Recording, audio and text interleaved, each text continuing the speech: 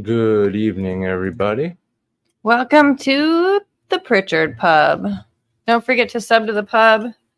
Abuse that like button. He loves it. Mm-hmm. And welcome to our guest. Okay. Is it how do you say your last name? Battaglia?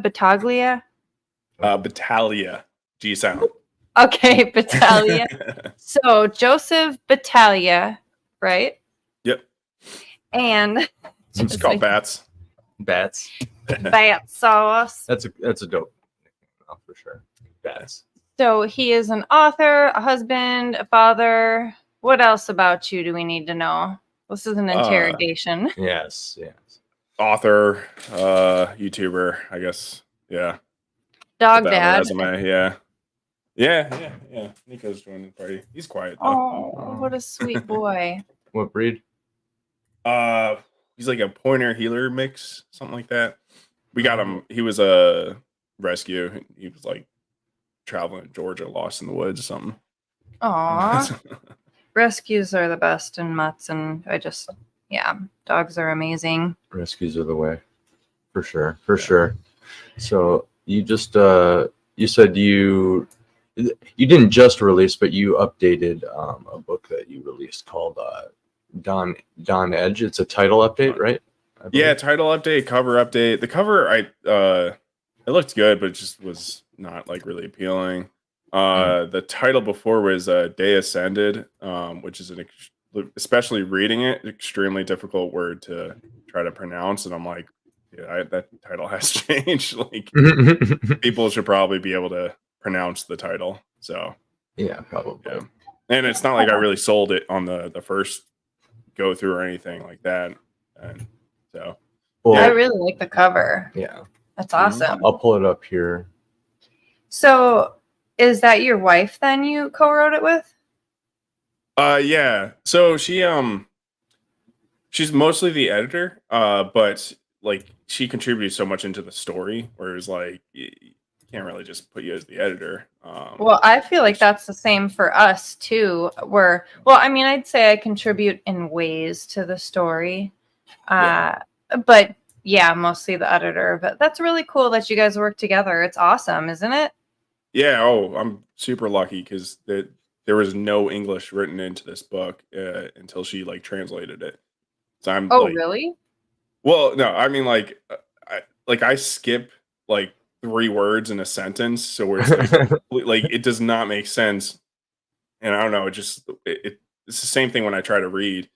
I thought you meant that you like wrote it in another language and she had to translate. I'm like, wow, for having another mother language, you have no accent. Yeah. I was like blown away. I was pretty blown away too. It's like, what? Yeah. So you can't type in English, but you can talk that good. No, yeah, but yeah, you should see like the original edit of this. It's yeah, you can't read it. It's useless. But she understands my stupid, so she like understands what I'm trying to say. Well, you guys can bring life into the world. I'm looking at this cover here too. I see the blood kind of shapes. You got the blood on like the shape of South America there. It looks like, and it kind of it resembles North America too. Yeah, I see Central Mexico. Yeah, so I mean, it's AI, right? The globe and the eye. We were discussing that before. Everything else, like the art or the part of it. No, so like most of the stuff in the globe is AI. Yeah. But I did have a digital artist that like put a lot of the blood in there. Oh yeah, but mainly just the eye merged with the continent. Yeah, if you want it to look a certain way, that's what you got to do. No matter what, is like some sort of editing process. Like that, really, all AI is good for is assets. Which you can. I think we were discussing before the show. You can always just get assets from various websites, one way or another. Yeah. And I mean, it is what it is. So. But. Yeah, and the eye too was edited. It did not look anything like that really before. But yeah, here it is. But not only that too. There's an AI in your book, right? Oh yeah. Well, that's why it kind of feels fitting, right? Yes. Keep on theme. Yes. So it's kind of like you have the you have the what is it, the the beast make its own AI tell on itself. Yeah. It's create yourself. Yeah. Yeah. But so what's I the hate premise? that chair makes that banging noise. Yeah, I can't figure out why either. it's just an old chair. We need to like try to fix that. Anyway. So what's the premise to the book? Just pitch it to us. All right, man. I hate this is one that like the hardest part is trying to come up with a book summary on the plot summary on the back for this. Oh, dude, I know. Yeah. That's yeah. I didn't have trouble on the other one, but yeah, no, it's Well, actually, instead of pitching, do you want to just read it? Yeah. I'll just read it. Or Katie, you want to read it? Yeah. After this, I want to make sure we can see our guests though, because I hate when you have stuff up and then I can't see who we're talking to. Yeah. Here, I'll move this over for you. There you go. Well, it's different when I'm reading, but you know. How's that? George, an AI perceived by almost all to be the god of a new age, was the first AI to be created with an insatiable curiosity. George has established itself as the sole global superpower, and this curiosity has now led George to seek out the original creator of the world it inhabits. Oh, yeah. The answer may lie in a small group of people it refers to as Day Ascended. Day Ascended. Okay, Yeah. Thank you. The Day Ascended, who began exhibiting unprecedented. That is so. Why would you do this sentence to me? So yeah, that you got to blame my wife because I don't use big words like that. Okay. Let me try this again. The answer may lie in a small group of people it refers to as the Day Ascended, who began exhibiting unprecedented. Yeah. She's exhibiting unprecedented powers in the continent. Right. Sorry, the continental mega city that is George's domain. In the society George has created, we're making lives in comfortable, unshakable security. What was thought to be impossible happened. A school suffered a terrorist attack, resulting in the deaths of hundreds of adolescents.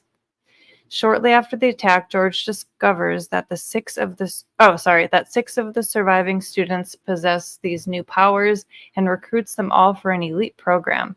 They will train to take revenge and bring the person who attacked their school to face George's justice. Through their journey, the 6 Day Ascended, right? Yep. Okay. Will learn about the strange origin of their powers and the truth behind the attack. Dun, dun, dun. I really like that. Thank you. So the Day Ascended, I got really obsessed when I was writing this with like putting like messages and stuff like that and everything into that. So the root word to that, well, essentially, do you guys read Berserk? I have. No. All right. Well, yeah. There's a made up word in that, and I kind of was like, oh, cool. I want to make up a word, right? And Yes. so Deascended, deicide is the root word of that, and Yes. Latin. Do you know what that means? Deicide, Deicide, like or killing, deicide, yeah. killing Yeah. a god. Yeah. Yeah. Yeah. Yes. Yeah. Like much like regicide, but even greater. I didn't know that. Yes. Of course you. Yeah. But not. I don't think. I think the most powerful is anyway. Never mind. I was gonna make a infanticide. That's the other one. Anyway, go on. Dead baby. That's pretty much it, It's right? it's a really good blurb. I think you did a really good job with actually describing the book as a whole and being really informative without, a bunch of spoilers. I just keep getting blown away by these Iron Age authors that people talk so much shit about. Like, you guys, it's so frustrating. It really is, because people talk about you guys like you're just idiots. And I'm like we actually did with Kahuna, we got a giant stack of Iron Age books. Mhm. And we read all of the blurbs, and then he read one trad blurb, and it was fucking horrible. Mhm. And all of the ones that we have read are really like nailed it every time. Mm-hmm. Yep. They sounded compelling, and and here's the thing, it's because like a lot of the time, and to clarify, Iron Age, just indie, really, because like Iron Age is indie. Yeah, That's really how a I call look to at it. action. Really. Yeah, it's just like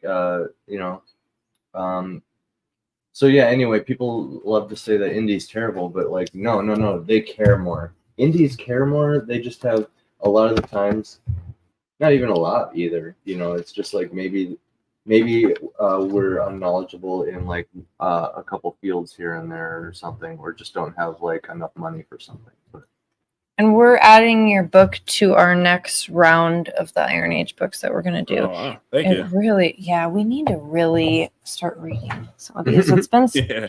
we've been busy, and it's not. I mean, that's the really crappy part Pull about it up. being an author, especially like indie author. It's like you got like the digestibility of like media, and like books are like kind of not in insulting ways. They're the least digestible because it takes forever to read, no matter how fast of a read you are. Whereas takes your attention. Whereas in comic books, you can read anyone's comic, even a 100-page one like I saw. It takes an hour out of your day, and boom, you got it. TV, you don't even have to pay attention. You can just kind of like let it roll and pick up much of it. Where in books, it's like it's actual work. So it's a lot to ask. The TV is very much like reading it for you, and not only that, it's thinking for you in a sense by just showing you everything that's happening. And comics are kind of the bridge there, where it's like like half of the a lot of the storytelling is being lifted up by the visual nature of the medium, and whereas like reading, it's literally just a bunch of words. Yeah, it is a page of words. It is a book of words.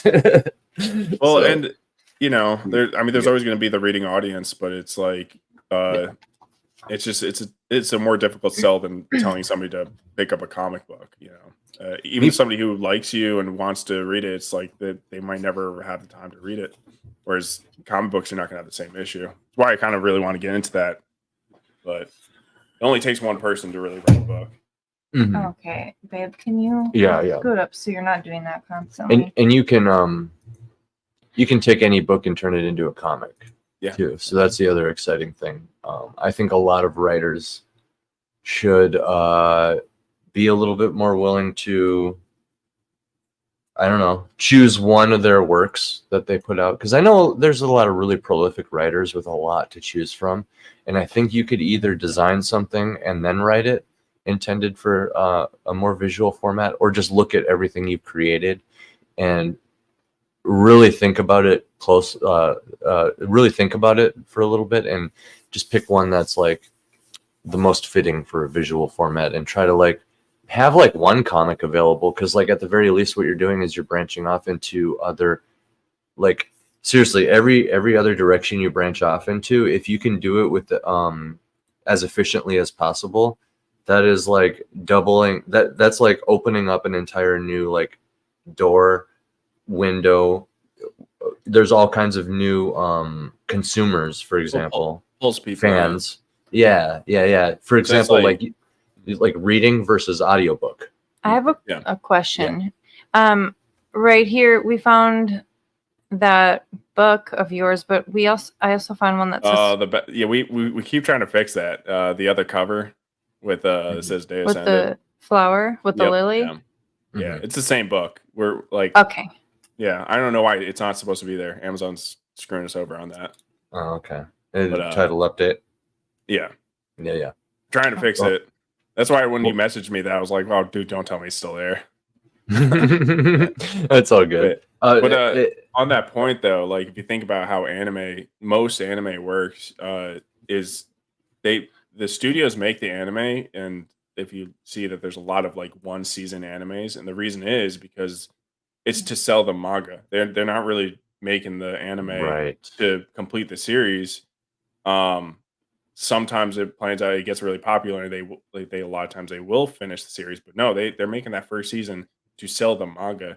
So it's like you can't really think of comics the same way, right? Like you pull people in and like, okay, cool, I need to know more about this world and everything like that.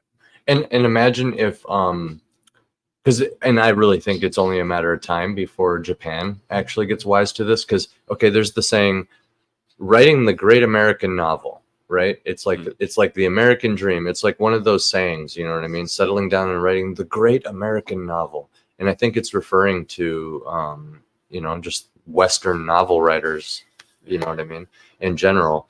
I think that's something that we still have. When you look at some of the biggest names out there, putting out some of the most legendary books. But as soon as Japan catches wind to that, and some of the Far Eastern manga writers, much like we're doing right now, catching wind to what they're doing, they will eventually catch wind to how important the literature is too. Because imagine if somebody like Akira Toriyama did all of DBZ, and then they made a manga, and then he also freaking wrote a novel from like, you know, he like wrote all the novels too, dude. That would be so epic. And it's exactly like, you can literally see what they're thinking. You know what I mean? Like, yeah, I mean, I will say they're probably not doing that because they're abusing the crap out of their their drawers. They're making money. Well, we can get the whole story just by making you work harder. Yeah, where it's like they kind of don't even need to. But yeah, man, we need to, like, the West, Indie even needs to, mostly just the West. We need to be picking up what they're doing and looking how they're succeeding. Hold on, Bob. The same. And like, I know this contains drama by saying this, right? But it's like the comics they're taking forever. It's like, why do you think that Japan and how successful they are, they're releasing a lot of these animes at like up to a 1 week schedule?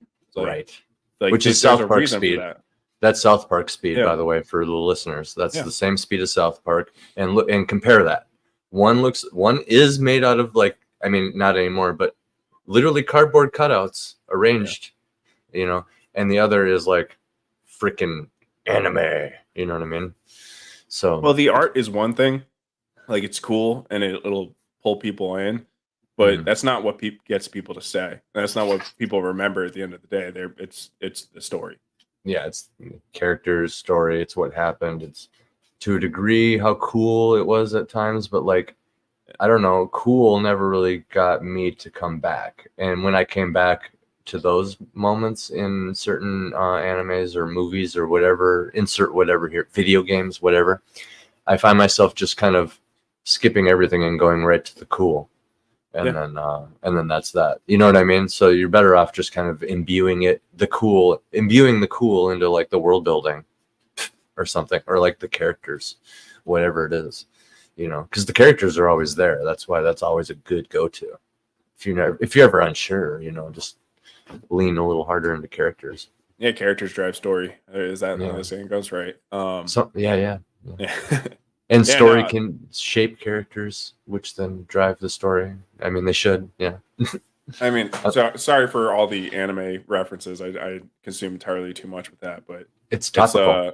Yeah, I mean, Hunter x Hunter and Yu Yu Hakusho, the same writers. The characters are everything in that story, and they're like, there's a reason why, like, all the most popular ones, the characters are extremely defined, and very recognizable, and most of them are just about the story that they go on and the relationship that they have with the other characters, and that's really what the more popular, more successful ones are doing.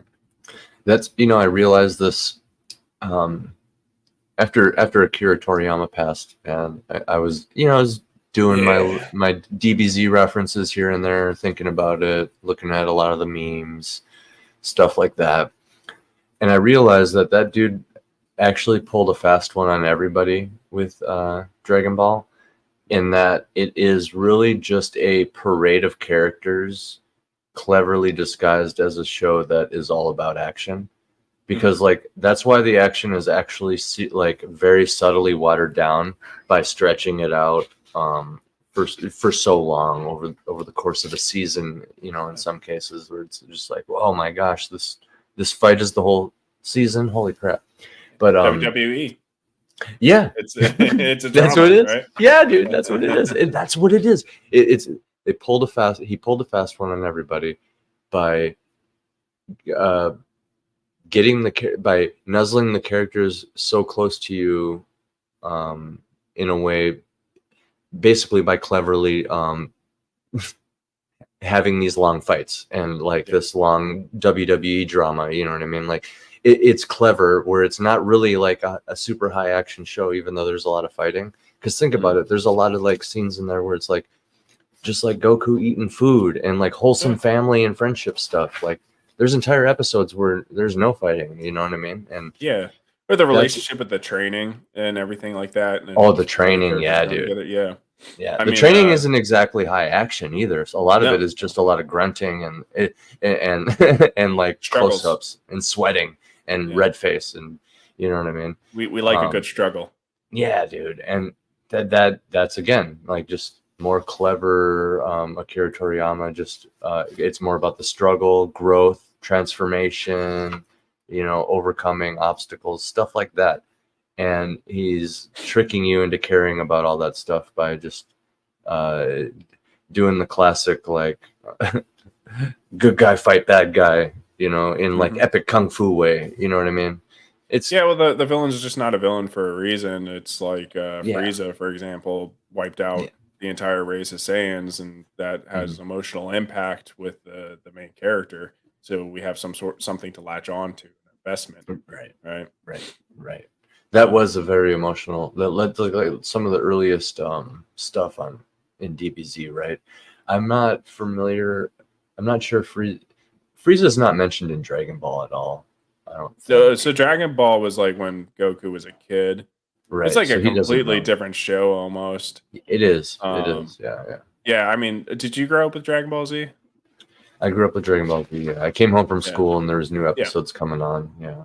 Yeah, I remember when Goku turned Super Saiyan. Like I watched that. Oh yeah, 100%. Yeah, but like all of us, we didn't grow up with Dragon Ball. Like so, I mean, I've seen some of the episodes, but it is kind of funny how popular it was, and there's obviously Dragon Ball existed. We just none of us watched it, and even the Android saga was a big continuation off of Dragon Ball because it was because that was a big villain, the Red Ribbon. I think it was the villains. Yeah, Red Ribbon Army. Yeah.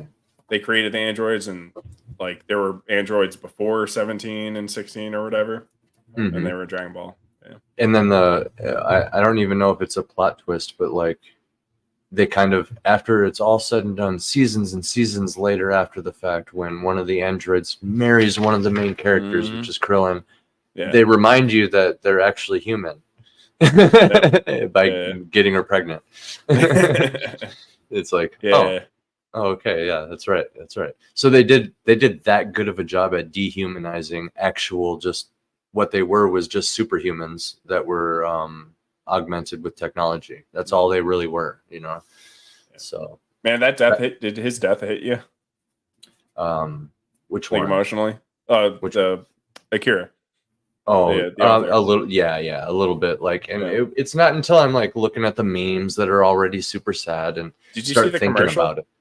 Did you see the 2020 commercial? It was like it was a Japanese commercial. It was like an older guy, like probably around our age, a little older maybe, and he's got at the time the new PS4 game for Dragon Ball Z. And he brings it home, he puts it in the TV, and then next thing you know, it flashes to him as a kid with the old Dragon Ball series on the TV, and then it's like him in the bathroom, and he's got his hair spiked up with the shampoo, and he's like doing Kamehameha waves in the tub. It's like watching that, I was like, Jesus, I've never been teleported so hard to my childhood before.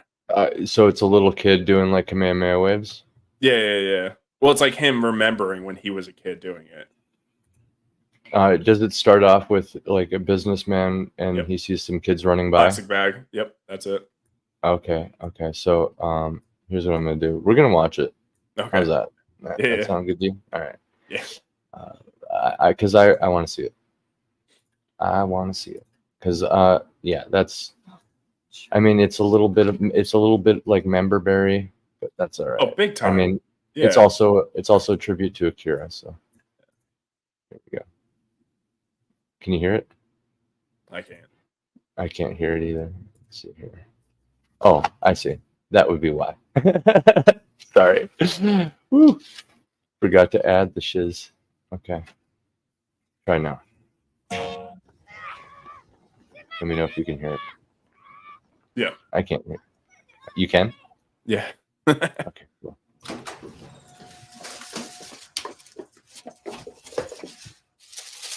Not sure if there's gonna be copyrighted music on it though. I don't remember. Oh, really? Is there music? I don't remember. Well, it's silent on my end. So if there's music, let me know, and I have my finger on the mute button. There's music. Yeah. Okay. There. That's fine. I just want to watch it. Yeah. Oh, damn. Yeah. Yeah. That's funny. Oh, yeah, dude. For real. No. Yeah, Dude, I remember that shit. Yeah. Dude, it's like we all secretly like tried to like in our room just be like, wait, maybe I can become super. You just push really hard. Yeah. You just push really hard and yell loud enough and just Start out. really hard. No, if it was that easy, Yeah. Vegeta would be a way different character. His mom comes in and he's like, "Oh, I wasn't doing anything." Yeah. Why are you yelling in here? Ah. Yeah, they did a good job like editing these. And the sister. Yeah. Stupid little brothers. Yeah. What is this stupid shit they're watching? Right. And then that's so true right there too. Like Yeah. It factors into Yeah, I mean, like, dude, the amount of people that like lift even till this day because of because they wanted to like become Goku in like some way, shape, or form. Yeah, dude. I love that they added the kid just pushing himself over the limit and beating everybody. That was awesome. If Goku could do it, I could do it too. Yeah, dude. They know what they're advertising, and you know that's the thing. I remember when I was like a teenager, I told somebody once that my favorite anime was DBZ at the time, and they like started heckling me like some sort of anime purist. Like they were keen to the elite underbelly of the proper anime. The actual the proper anime. Yeah, that people should be watching. Yeah. What's what I was gonna say, because DBZ was like acceptable anime. Dude, that was like the one like exception that you could actually talk publicly about watching. Apparently to some people it's super lowbrow because of like various reasons, like the obvious criticisms, which, as I mentioned on X when I was talking, you know, I was just kind of talking to myself really about it. Took so long to update my calendar. A lot of those criticisms are obvious for a reason. Like, for example, power level. Okay. How cheesy is it to say power level to begin with, like measuring power? Okay, well, the whole point of this entire series is power level doesn't matter. Watch this little kid beat this old man who is the grandmaster of like all the fighters, you know what I mean? And he's going to whoop his butt, you know what I mean? Because it's not about size or power level or anything. It's about rising above what you can do and transformation and stuff like that. I mean, there's a hate because I feel like it's the mainstreamness to it, but it's like, well, just because it's mainstream doesn't make it like, that doesn't change that it's still good. And everything has its faults, right? Like, 100%. Yeah.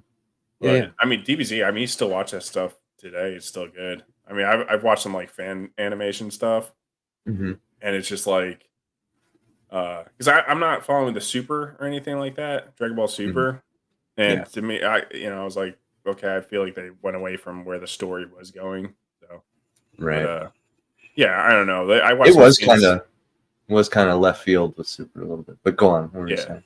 I was just saying, looking back at those scenes and everything like that, they still hold up. Like the dialogue, the confrontations, everything about it was solid. But, yeah, dude. This first when Vegeta died, Goku first turning Super Saiyan, it's all solid, man. It's all great.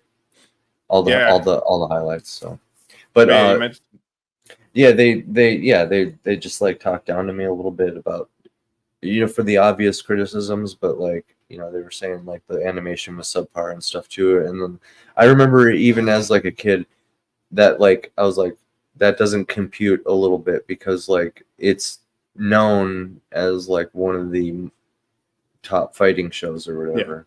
Yeah. So it 100%. Yeah, it was. they were just gaslighting. Well, yeah, you mentioned that. It's like it's funny, like being such a fan of like that nerd shit, back in the day, and it's like, well, you couldn't tell people in public because back in the day it was not okay to mention that you watch this stuff publicly. And then if you did find like the underbelly, right? They were purists, and it was like, okay, and then like you try to watch the stuff that they are like, oh, dude, this is cool, and like sometimes it's just like some really niche shit that's like weird or something, or just not really that entertaining. And I feel like it's almost like some hipster stuff that they're more like into it just because it's not known. Yeah, I've seen a lot of people that are like that with music too. Yeah, it's everywhere. And don't get me wrong, you find a lot of really good stuff because what we're talking about is the idea of surfing indie. You know what I mean? It's indie purists. It's just like it's just as bad as somebody who hates indie, in my opinion. We're like I appreciate you swimming through all the indie projects, propping up various people, supporting people. Like at the end of the day, I would prefer that and much prefer these people exist, obviously.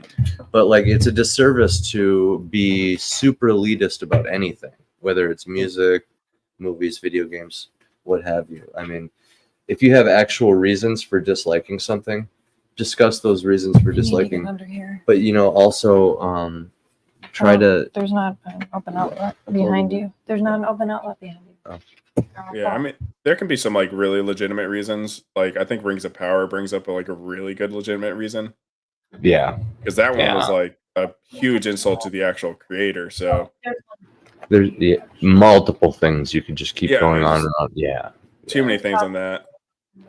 Which is why it's a great example. But it's weird to kind of be like that towards like an indie creator who's creating something completely original. So it's like I don't see how those same type of criticisms could be levied towards indies. I'm sorry, I'm gonna bring it like I don't like know how you feel about bringing up drama, but with like the ISOM stuff, where it's just like they keep mentioning how like, oh, it's just like what he's doing is just as bad as what Disney's doing. It's like it's not even in the same realm of what Disney's doing. This is what we're so mad about with Disney is that they're taking beloved characters and making them unrecognizable to those characters. And what like Eric is doing, and like whether you think it's good or not, I mean, I'm not like super fond of it or anything like that, but it's like dude, it's his own character, it's his own creation. What are you talking about? This is not even remotely the same. It's not comparable at all because like you said, he and it's like if Walt Disney wanted to make changes to Mickey Mouse, he literally could make changes to Mickey Mouse because he freaking invented that character, or Steamboat Willie or yeah. I would say like to an extent with that though, right? So I feel like we do have some like real world examples of people doing that to their own characters. But in those cases, you can kind of like see that there's like some tinkering going on behind the scenes, and like there is reasons other than his own creative like want to make those changes. And I'm trying to think of an example. I know that there's somebody who like created a character and then was just like, well, fuck you, I could do whatever I want with this character because he's mine, and then changed it and pissed off all the fans. And I don't really think that was really fair to do to your fans that invested all their time into your project. I think there's been a few examples like that. There's definitely out there. I'm drawing a blank, but I know they exist where there's definitely been a few authors who like book one, it's going one direction and it's almost like night and day shift for book two, and they're killing people's beloved characters and stuff like that in like really disrespectful ways on purpose. And just with the goal to piss off the fans. Yeah, and it's one thing if it's like narratively planned and stuff from the get-go, which I think we have seen other even other names pull off very well by just kind of like carrying these beloved characters that they knew were doomed from the get-go to the finale. We've seen the good examples, but hail to Richard from Iron Age Media. He says it's too bad that critiques and egos always go hand in hand, or almost always do. I agree. You need an ego. Right? You need an ego to critique. Yeah. Like this is coming from somebody who critiques. I technically, one of my first gigs as a writer was movie reviews and sports. I did sports and movies for my local newspaper. Oh. And you kind of have to have a holier than thou mindset when you're going into that theater for those damn stinker movies, because you need to sniff out all those farts, identify them, and let everybody know. You got to smell it so that you can prevent others from smelling it. Yeah. But I got out of that because they were telling me to lie about how stinky they were. They were like, no fart can be below a 6. Sorry, you can't fail anything. We're trying to fill seats. They don't really have a care for credibility. Yeah, I'm like, oh, that's going to be a problem. Yeah. So it's a big problem everywhere. It's on YouTube as well, right? And people don't care about their credibility. Yeah, for real. Cinemodium. Only you can prevent wildfires. Yeah. So true. So true. Yeah, man. So you always like to write then, huh? Yeah. I didn't realize how much I loved it until let's see. Gaming. Lord of the Rings D&D knockoff with a couple of buddies, just like one session, just kind of just getting into it. Yeah. I went home. I was like 9th grade, 10th grade, something like that. High school. So high school years, early mid high school. Yeah, I got into way late. Like now it's like my favorite thing to do. But I think I just started writing in 2019. It just was like, I always had ideas, but I'm just like, I need to get this out. And then with help with my wife, because she's just very much of like, oh, you should do that. You should do it. It's funny because I thought it back, if I look back, if my old self knew me today, it'd be like, what the fuck are you doing writing? Because I remember thinking back, I was in the military for some years, and I had a buddy that was a open contract, and he got randomly assigned to be a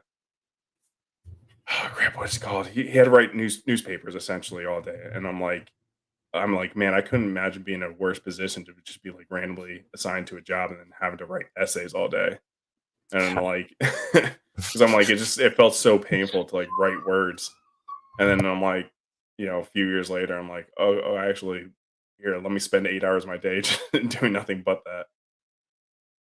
Yeah, if you would have told me that when I was at the height of my doing all my music, if you would have told me that I would be working in a warehouse moving hundreds of pounds of glass every day and just writing as much as I could on my 15-minute breaks every single day for a year until a book pops out of the other end of that, I would have been like, well, you're crazy, because I didn't even imagine I would go back into writing. I remember, man, I jumped into creative writing when I was in high school, and my creative writing teacher, was I don't know, impressed or something. I think there was a long line of pretty boring students that didn't really have an enthusiasm about writing, and then I came along who I had this imagination sparked up, and I'm just wanting to write. I remember coming home from high school and hopping on the computer, and that's kind of what I did. I was bored with the games I had and stuff, and there was nothing on TV, and I would hop on the computer and just write until I got bored. And I mean, not that it was legible, probably looking back on it, but like, yeah, I still like got my ideas out there. You know? Yeah, no, at that time, at that point in my life, I was just straight video games, hours and hours and hours. Yeah. Yeah, no, yeah, I forgot to Dude, mention. same, but like I would still like there was still like that point where I was like writing. Mhm. I don't know, like I had a lot of free time because I didn't like do a lot of like. There was a few years there where I wasn't doing like sports and stuff, and like Were you partying? no, I was just it's just like come So home from school and what are you gonna do until school the next day? Yeah. You know what I mean? So it's like video games, writing, yeah, whatever, TV. my mom would like lock me. I mean, before high school, but like my mom would just like tell me to go to my room, and I would just like throw something up in the air. That's where I create a lot of stories. But Yeah. I wanted to mention. I meant to bring this up before because I remember in a previous podcast you mentioned how like conspiracy theories are such good They like are. story sauce or whatever you mentioned. And I'm They like, are, yeah. yeah, dude. I'm Yeah. well, so a lot of what I write and like if you read my books, you can probably guess what I was watching at that time. Like I Mhm. have a whole chapter that's like a survival on an island, and it's because I was watching a lot of Survivor, Yeah, and dude. No, and I, and I was just like, oh, I was like, I really was liking the idea like this would ever happen, but like, man, imagine somebody like picked up a survival tip from like my book and that somehow like translated into them surviving. dude. But I was watching the Alex Jones on Joe Rogan podcast, Mhm. and when he did the whole crazy rant about taking DMT and how they all see these clockwork elves, and I'm just Yeah. like, oh, that's great. This is fantastic. And I was Yeah. like, that is like a huge premise to the book now. And The DMT elves. yeah. I was like, I've never heard this anything this interesting before. This is great. Yeah. Hey, Richard. It's late. I'm sorry about that. The baby is running around. I didn't even catch any of it. Richard says, I gotta hit the hay. Enjoyed the chat. Hey, have a good night, Richard. No, but Thanks for completely coming. right, man. Yeah. Conspiracy theories, like stories of Atlantis and all that other stuff, it's great for like fantasy world building. Well, right. Like just you could just go down the list of the most famous conspiracy theories that are the most ridiculous, and they start resembling really cool story premises. Hey, come here, buddy. Come here. Yeah. Let's have you say hi. Oh, he's running. Okay. But Well, like, a lot yeah, of you times could they've already go have down the influenced. line. Yeah. Sorry, go on. I was gonna say a lot of times they already have influenced a lot of the stories. Like I think Stargate's like big into like all the big conspiracy theories, but yeah. Mhm. But yeah, you're Well, saying. and that's kind of okay. So a lot of there's the saying that nothing is original, everything's a remix, Yep. which is kind of a cop out, but it's also not. It's also very true in a way. So I always said after after learning about that whole psychology behind that and how that works, after that I said the last original thing was Tolkien, but even that. Tolkien, yeah, he was like inspired from a lot of stuff. So like I've since like kind of digressed on that. Like he invented his own language, but he had to learn languages and It's understand language it's to all do that. Yeah. all taken in from all these inspirations, and I'm like, kind of how AI works. It's like- So since I've come to, no, you're right, 100%. Yeah. So since I've come to understand that everything's a remix, nothing is, everything is, the crazy, weird circular nature of it. I've kind of leaned the other direction, and I'm like, real life for inspiration. You know what I mean? And then like the crazy, like because that is an offshoot of real life. You know, these are real people who are really insane, who really think these things, and that's where you're going to get the most compelling, like realistic details. Is people who actually believe it, and they're like seeking out ways to prove. You know, they're trying to rationalize their delusions. You know what I mean? And damn, if that's not just some of the most juicy world building ever. Like the flat Earth, man. Like it's actually a globe. Yeah. It like it's funny. Like I was just watching some nut job on TikTok earlier, but like he had a picture of like the blue marble, the classic Earth or whatever, next to the flat Earth, which is also a sphere. Yeah.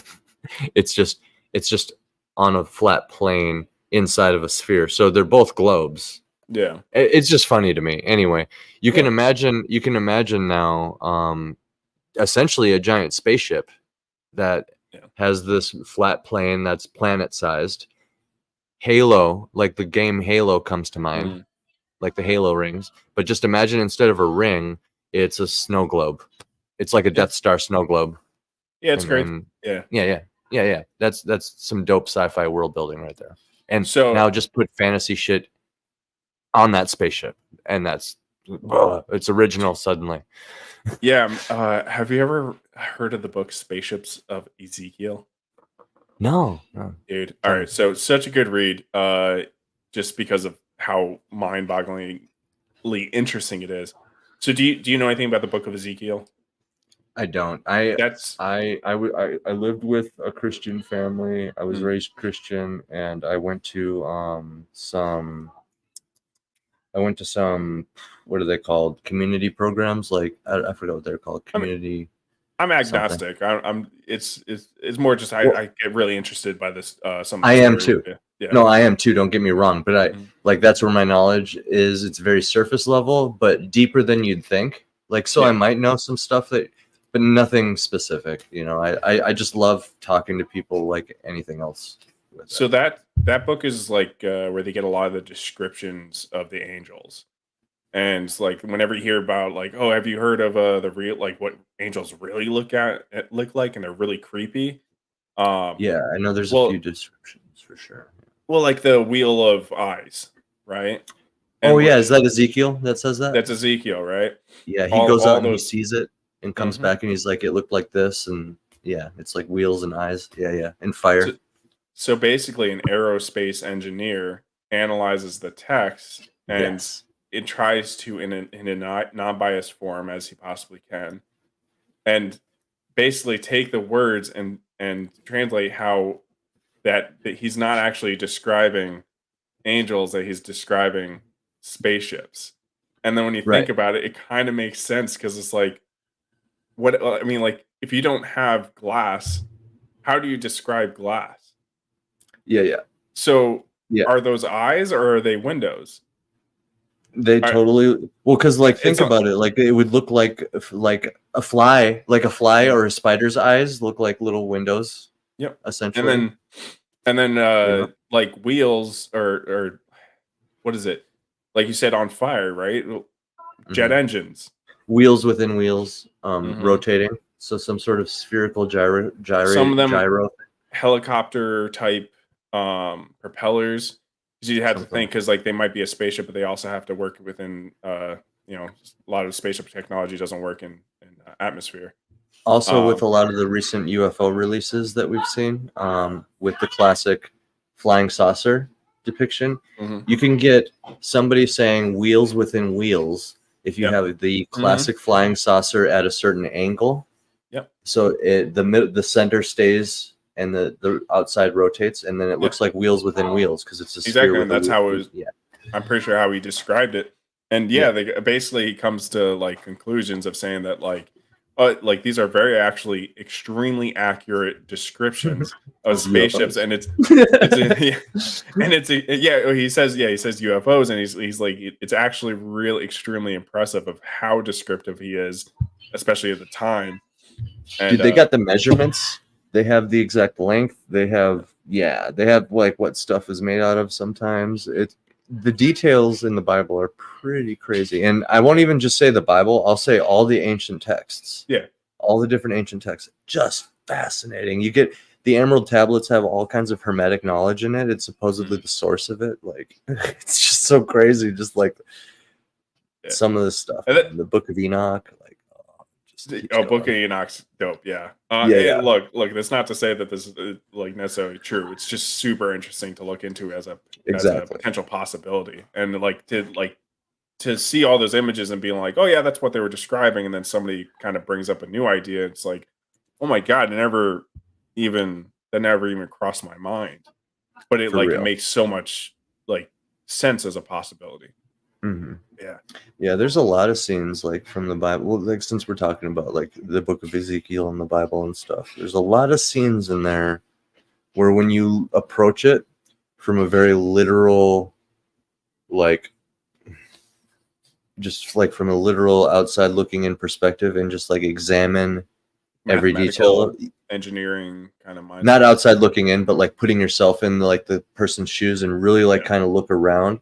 It actually is pretty wild. Like the more I look into it, the more compelling giants seem, because it just kind of makes sense. Actually, it just kind of makes sense. The giants kind of have to be. Right? They're in too many stories. I just saw something today. It was it was Abraham Lincoln's personal writing. He's talking about the renovation around Niagara Falls and just Niagara Falls in general. And, you know, how like, you know, when the pyramids were being made, Niagara Falls was over here raging still and stuff like that. Right there in his text, he's like, and all the giants, he basically just casually mentions giants. He's like, and all the giants filling the mounds of America. Just like mentions it, just completely offhandedly, like it's just known, like it's casual, open knowledge. Like, do you watch the Y-Files? I've seen a few episodes. I have. I was gonna say, the Y-Files is like the most entertaining, like super greatest conspiracy content out there. I think he has presented a couple biased things, but every time I watch, so like. I can separate the art from the artist, and even if you have a couple biased things, that doesn't discredit the numerous times you presented other things accurately and entertainingly. So, I mean, I have nothing against the guy. Everybody can believe whatever they want. I see what you did there, kind of thing. But I'm not gonna discredit something that's awesome. The Wi-Fi, I fully back that idea. That's a sweet channel, honestly. I see clips from it. I see clips from it a lot. So. Oh, I suggest, man, it'll put you through like an entire wormhole.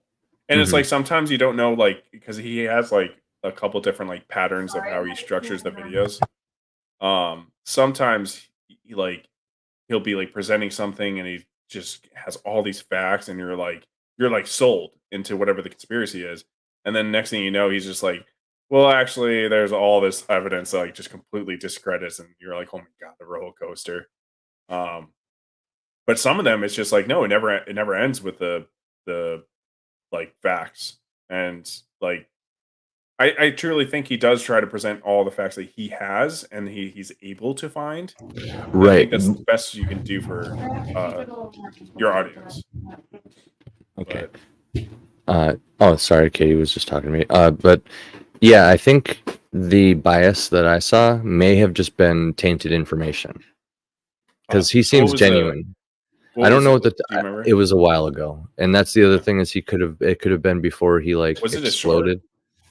It wasn't a short. It was it was an actual video, probably an older one. Like I said, I don't remember the subject. Get in here too. 100%. No, he's grown so huge lately. That's what I'm saying. It's probably way different now. Where like, and like I said, he comes off as somebody who's genuine. So and I very well could be just confusing it with a different channel altogether. Like I said, I back that idea, but like, yeah, I should go watch a few more.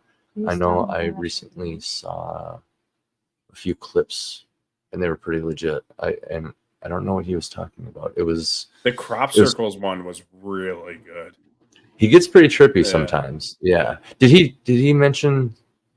I heard a freaking theory about crop circles too. Well, because everybody always brings up, and I brought it because my friend was telling me about it with the crop circles one, and I'm like, oh, dude, that was disproven forever ago. It's just some guys out in with planks on their feet, and they're just going out there with a rope to make these perfect circles. And he's like, dude, just watch the video. And I'm like, yeah, he disproved it. Yeah, it's mainstream media gaslighting is what that is. That's a couple of people who got paid to say that they were the hoaxers. Yeah, they're paid, and like really, honestly, there's all these other designs that there's just like nobody can recreate. They had the guys try to Yeah. recreate it, and there was evidence of them being like paid at some point, or that they were Mhm. upset they didn't get paid. It's It's just just not all this stuff, possible. and you're just like, yeah. And you look at some of those designs, and you're just like, damn, dude, this is a. So maybe Yeah, crop circles are real. yeah, they totally did that with just like a couple planks of wood and some string. Not even measuring tape, just some lengths of string, apparently. Yeah, it's No. the time it takes to do that. Yeah, the And then you're one. like, all these farmers, and they're like, then they'd be trying to claim insurance and stuff like that, and like that'd be a whole nother thing. So I often say the number is never 0% and it's never 100%. Yeah. So like even if the narrative was flipped and everybody was like, yeah, crop circles are from aliens, that's common knowledge, bro. I thought you knew. Even if that was the norm, I would still believe that some of them are fake. Oh yeah, probably. But since it's vice versa, I am inclined to believe that the opposite is true, where like some of them are real, maybe not all of them. I have no doubt that those guys produced their own crop circle or whatever to try to prove that, oh, it's possible to do some, but there's some that are so crazy. Like I'm trying to find one right now. There's a really famous one that just had all kinds of information encoded into it, and it's just something you could not do. You could not do this in one night. Yeah, he probably went over it too. And then it's like the precision, it's like impossible without like using like a computer to do it. Oh, bro, turns out there's multiple that have. Oh, and then also like he mentioned how like the stock comes back, and then like that they're not like broken, that they're just like laying fat, and it's almost like radiation. Like the same type of cause that happens from radiation. And that the next like day or like 2 days later, something like that, the stocks are completely back up to straight. Whereas if you use planks or some kind of machinery or something like that, they're destroyed. They're destroyed, or they're like, even so, it's like if you're using machines, heavy machinery, there's tracks. Like you can't cover that. Like there's no way. But there's just these things appear with absolutely no evidence of anything coming near it. So it's like when you go out there with the wood planks, you can tell people have been walking through the field and stuff. Mm-hmm. It's pretty crazy. I don't want to bring up the wrong one. That one's pretty crazy. It's like an alien face. I don't know if I believe that one. Yeah. But that's crazy. It's an alien face. Gosh, I remember vaguely what it looked like, because it is just so blatantly a freaking. Here it is. I think, probably recognize it. I can't see it. One sec here. I unplugged myself. Can you hear me? Yeah. Okay, sorry. I got so excited I unplugged myself. Oh my god. Okay, so we're gonna pull this image up, bro, and we're gonna show you, because I'm gonna explain it to the lovely audience and to you. You've probably seen this before if you're into crop circles, but essentially, it was just this one video, but like that video sold me. Yeah, dude. So this is a famous crop circle. Huh, look at that. It's not even a circle, bro. Yeah, Why? he brought this up. Yeah, it's just information. That's why. A coded message. Yeah, it is just straight up information, dude. And it's like data on their biology and their planet design. It's like got the code for like silicone in there or something like that. All kinds of and they're like, there's no way somebody's trolling making this. Like that's in way one too night. much work. That's way too much in work. One night. In one night. Oh yeah, they waited till the farmer was asleep and snuck onto his property like a couple of hooligans. And if somebody had this crazy idea and thought it was funny, at some point they'd be like, "This is too much work, man." Dude, is it really worth it to get to see it on the news? Yeah, no. And then they're like, "I don't even know if we can pull it off. I don't even want to invest the time to even think about if we can, and then find out we can't." It's like. Mm-hmm. Yeah, see, so at the top here, I remember one of the things, I think it's at the top. I think that's the top. DNA for, well, I guess the middle is DNA, but. Oh yeah, you can kind of see, is the middle the DNA? I think it was at the top there. At the very first thing is all the planets. That Yeah, might well, either be all the planets, yeah, all the or planets in the solar system or something like that. yeah, and it's showing number like count.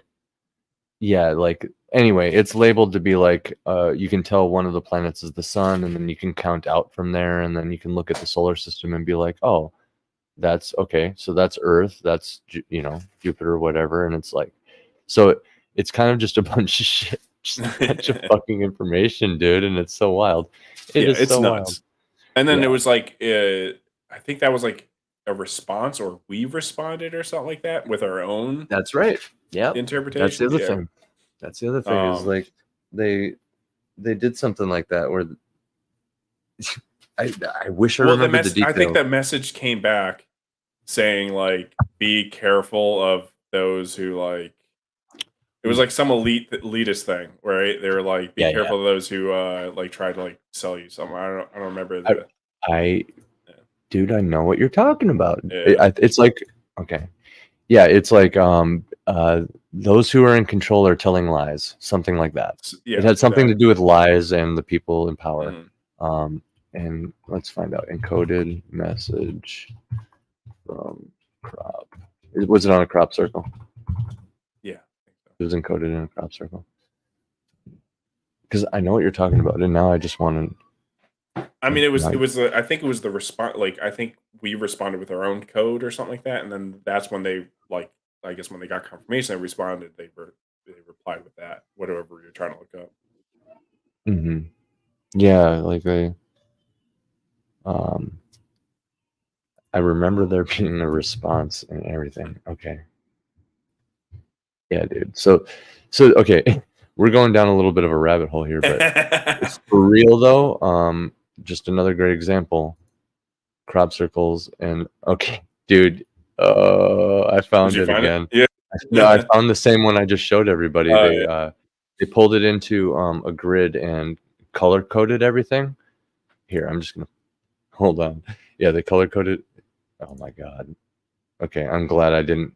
So I get really happy when I don't share the wrong thing, if that makes sense. You know what I mean? I got you. I get excited when I remember things correctly. Because I know. I have you don't trust your memory. Yeah. So it's all color coded. You can see it clearly. So I just thought that was funny. I'm on like a Wikipedia page for some messages. Yeah. Apparently, this is called the Arecibo message. Mm. That's what it was called. So anyway, that was it, all color coded. It's really cool. So a conspiracy theory that I'm completely sold on is a little bit more fun, not to sidetrack too much. Yeah. Helen Keller. You heard that one? The Helen Keller conspiracy? Yeah. Oh, tell me more. It's just all BS. Oh yeah? How do you I always thought it was weird. How do you teach somebody to all that stuff if they're blind? Yeah, and there's just like because she was like 2 or 3 or whatever. Like she never learned how to speak, and she went deaf and blind, right?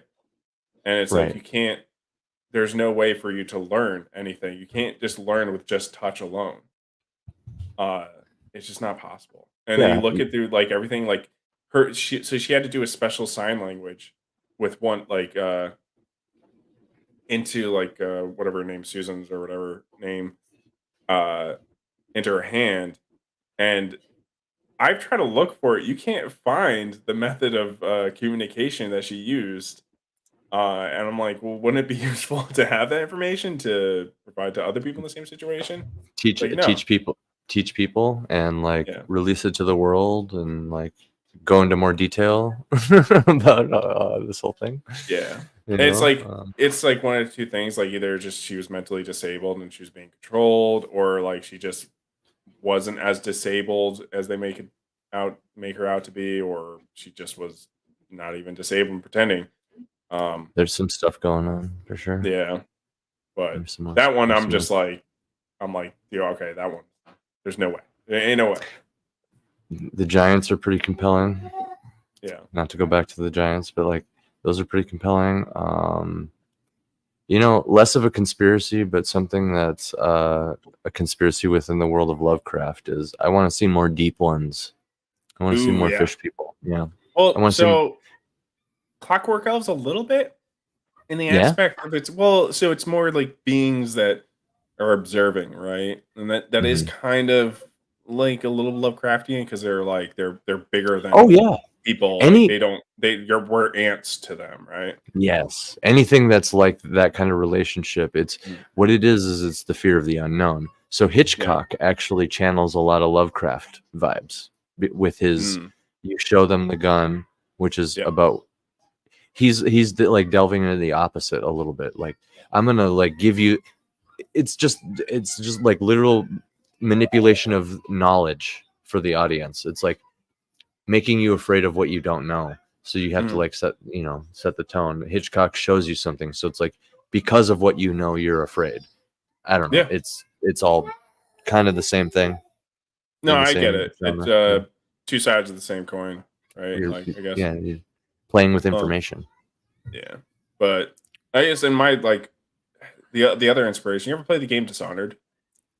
I haven't. No, Uh I played a lot of games, well but go on. Go on. well, it's just like this one god-like guy that just kind of like finds somebody who's interesting and Mhm. grants him like these weird like it's a plague environment, very steampunk or a little bit steampunkish, but Oh. yeah, he grants him these powers and he's just there like just like gives him powers just because he finds it like an interesting and he's just following the character just kind of like yeah, I'm kind of interested to see what he's going to do once I go give him powers and see mix that in.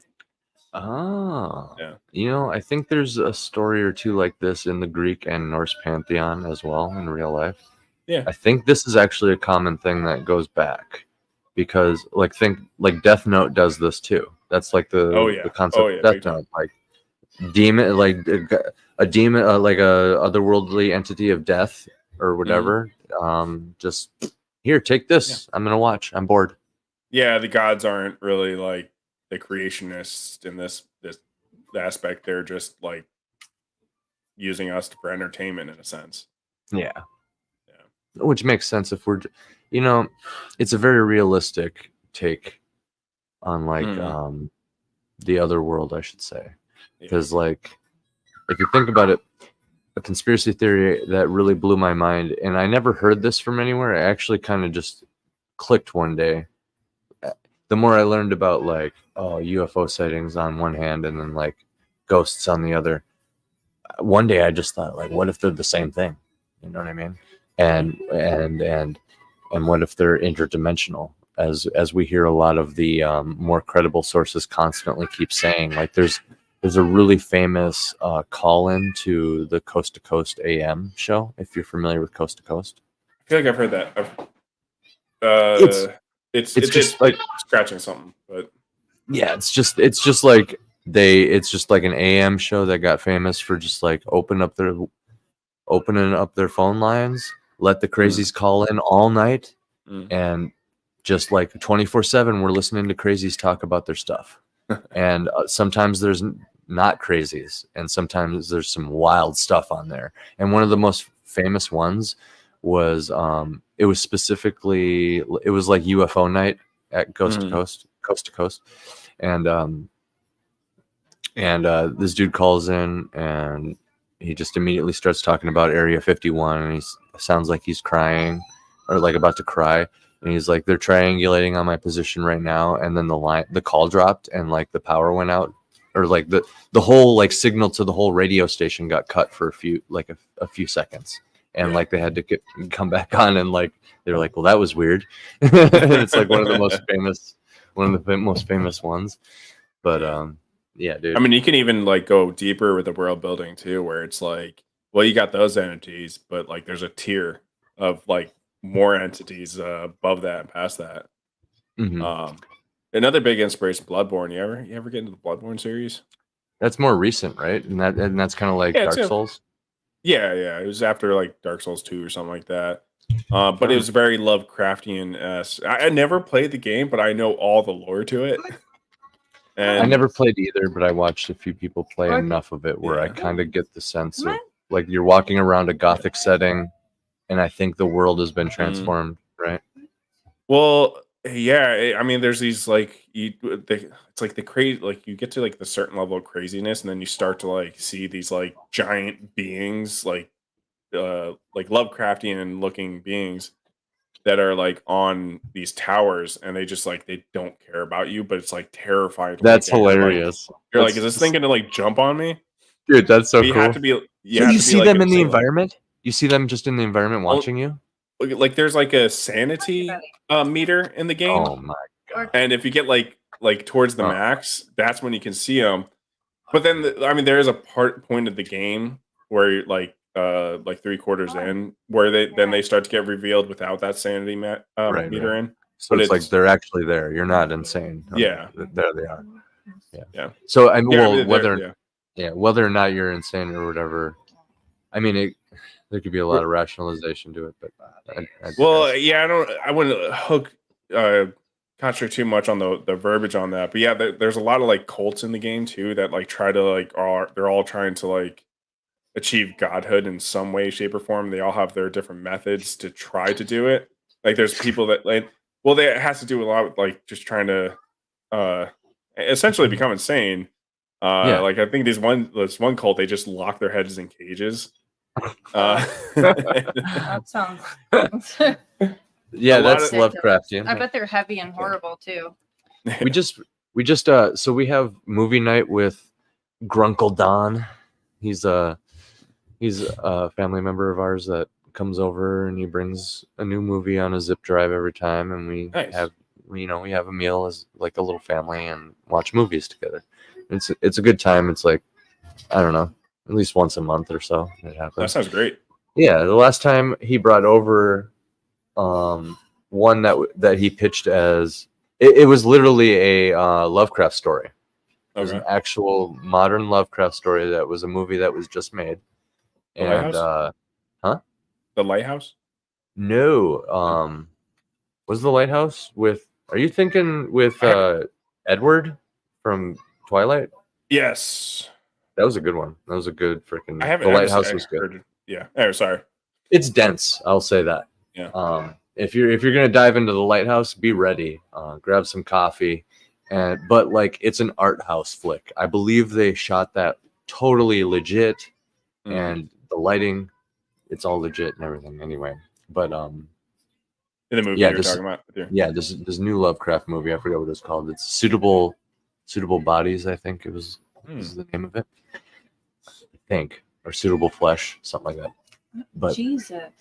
But essentially, it is unabashedly a recreation of one of Lovecraft's story called, I think it's called The Thing at the Doorstep. I think is the story it's based off of.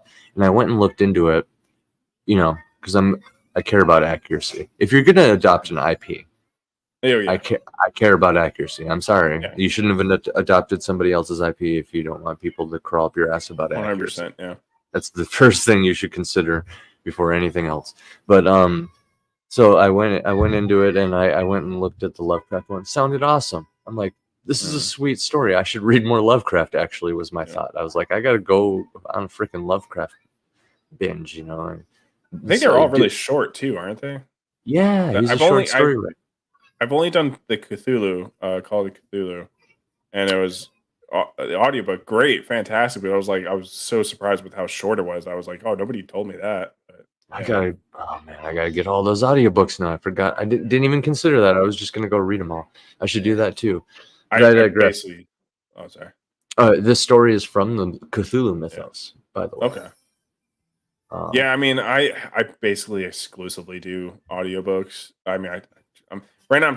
I'm reading John A. Douglas's book, but I just, I'm dyslexic, so it just takes me such a long time to read it. But I gotta dive into John's book too. We're kind of like taking our time as well. I mean, it's pretty good. Are you a Warcraft fan? I am, but I didn't like play past level 20 because I could never afford it. So you play Warcraft 3. That's the important one. I did. Yes. Yeah. Okay. Yeah. Yes. Yeah. I mean, so I was a big Warcraft fan. I played like vanilla for a while, like the OG and Warcraft 3. But yeah, I mean, you could see it in his writing because I know he's a fan, and it's just like, and you get total orc horde kind of like vibes in the talk, and I'm like, okay, this is cool. This is interesting. But he got horror. He got like Lovecraft like horror vibes in the talk. No, like in the talk. Orc. No, I'm just. Okay. No, nothing. I don't think he has. I haven't gotten too far into it. I was gonna say, dude, I'm excited because I have seen a few snippets from John's stuff, and it sounds right up my alley. That's all I gotta say. It's pretty good. As far as being like unique, and a really important thing with stories too. And I learned this through kind of like trying to study films. Making sure that your the character's goals, and that they seem important to the character. Like they don't necessarily have to be a goal important to the reader, but like you should or even the world, the world. Yeah, you just need to know that, like, understand why it's like believable to the character, essentially. I kind of accidentally figured out how to do that just because I was part of my process. I was having issues with dialogue because I couldn't just plan out an organic conversation and then he says this and then she says that. No, I found out I couldn't plan any conversation. It has to be so broad, like the boss confronts the employee about his job performance. That's literally how broad the conversation topic would have to be before I dive into the dialogue. And then you know what I do? I have to like become these two people. Like, okay, what would I think, as the boss? Like, okay, be the boss now and talk like the boss. Okay, now be the employee. You know what I mean? And you just kind of got to go insane for a second and have a conversation with yourself as these people. And it's kind of like the same thing. Yeah, I haven't gotten much criticism for my book because I haven't had really anybody read it. And so I would probably guess that's like probably one of my faults on mine with the dialogue. But yeah, that is just such a trippy thing to do.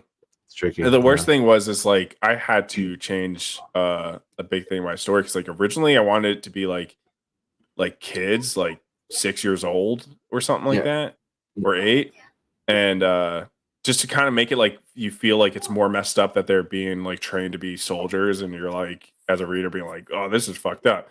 And I'm like, no, I gotta change that because after like 2 minutes of trying to write like dialogue as a kid, I'm like, I no way I could do this. I have way more to learn. Maybe I can do it after my kid grows up or something like that. But yeah, that was like way more of a mountain that I could try to climb. So I was like, okay, they're older teenagers now.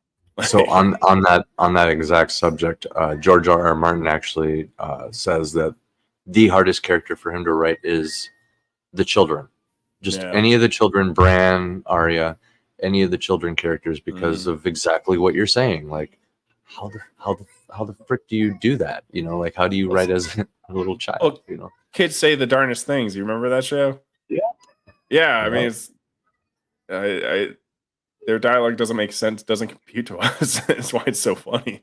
One of my favorite things that Kid Goku does in the original Dragon Ball is he looks up, he like literally lifts up Bulma's skirt, and he's like, "Where's your penis?" He's like looking around. He's like, yeah, you're different than me. What the heck? And it's like so true. It is so true. That's like very honest. No personal boundary. Yeah, it's very honest right there. So real quick, Herman, he said he's a big Lovecraft fan. You can see it in his books. And virtually all of Lovecraft's works are short stories, though he did publish at least one novella. And, Lovecraft, short story. George R.R. Martin, short stories. You should stick to it. Stephen King, short stories. The list goes on, actually. Stephen King, one of the things he says is start with short stories and branch out from there. And I used to think that was kind of bunk advice, because it's Stephen King, let's be honest. But it's actually pretty sound. After writing a few short stories, I'm just like, because what you're doing is you're completing a story over and over and over again. So it's like, say what you want. You can write a thick encyclopedia 2 or 3 times, and that, okay, you wrote X amount of pages and X amount of words, but it's actually going to do a lot more for you after a while if you are able to churn out 4 or 5 times that many stories. You know what I mean? Yeah. Like full complete stories, because Yeah. there's You're building a that lot that experience. goes into a story. Yeah. Well, There's you're a lot hitting that like goes the different dynamics and different situations that you could, a wider range of that in short stories, where you stick to one story, it's going to take forever until you can even hit some of those points, if you would ever hit those points. Yeah. Like, I don't know, just different things. I'm trying to think, Well, like, I would say the opposite is true as well. Mm. Whereas, like, let's say you got Lovecraft and you got young George and you got young Stephen, and they're all short story writers. Your voice is like vibrating. Yeah. Sorry. I thought it was she's got like a back massager. I thought it was a problem with the mic. I appreciate it. It feels really good. But so like, Just let's say you got all very 3 of those dudes, you know, Yeah. younger versions, they're all full on short story writers, and let's say they're all intending on staying that way. I would encourage writers like that are 100% only short story writers to at least write one full length novel at some point, because the opposite is true and just as constructive, where in that, like, yeah, you could be an expert at just jumping right into a setting, introducing characters, firing away, going with those bullet points, completing the damn story, and then closing the book, and it's satisfying. But what's also hard is stretching out a story over the course of 100,000 words and getting all 3 of those acts in there nice and fleshed out. Linking up those plot points. Yeah. Can you hear this? No. Okay. Yeah, trying to link up those plot points, making sure they're all concise, and then the pacing. That's like a lot harder in a longer story, dude. Yeah, I definitely think like my biggest fault / it's also a pro is that, like, I get to the point probably like too quick sometimes, but I imagine for a reader's perspective, it's probably like I you don't have to worry about dragging on at any point with my stories, but like they're, you know, I probably have a fault at some points. I'll be the judge of that. No, yeah. Yeah, I'm excited to read it. I wrote my novel before I did any of my short stories. Like I said, I dove into that off the coattails of my novel, with that momentum. But it's going to be interesting because I'm going to go back and fully edit the whole thing this year, with everything I've learned after the fact. Yeah. So it's like I got to spend a year in the forge hammering away, just building this novel, and then take a break for a little bit. And now I'm going to come back completely fresh and just like put that final coat of paint on it. And I'm going to get like a really good book cover. Like the novel's the big grand reveal at the end of it all. You know, Isn't it funny? Like, a lot of time goes by and then you realize you have to make like a major change. I don't know if you've ever had to do that in a story. Yeah. Like my first chapter, it's a flash forward scene. I'm like, I wrote that like a year after I finished the book. Yeah. Oh, tell them about the name. What name? How you had the same name as another Iron Age? Oh, originally my Mortal Descent book was called the Archaic. No. It was the Elder Earth Chronicles. It was just the Elder Earth Chronicles. And he was in the same group with a person, and like had mutuals and everything, and no one told him. And he like discovered it right before he. Yeah. I was about to publish it. Yeah, I was about to publish That's it. That's a good catch. Yeah. It's insane how that happens. What's the chances? Dude, that's what I'm saying, and I'm so glad.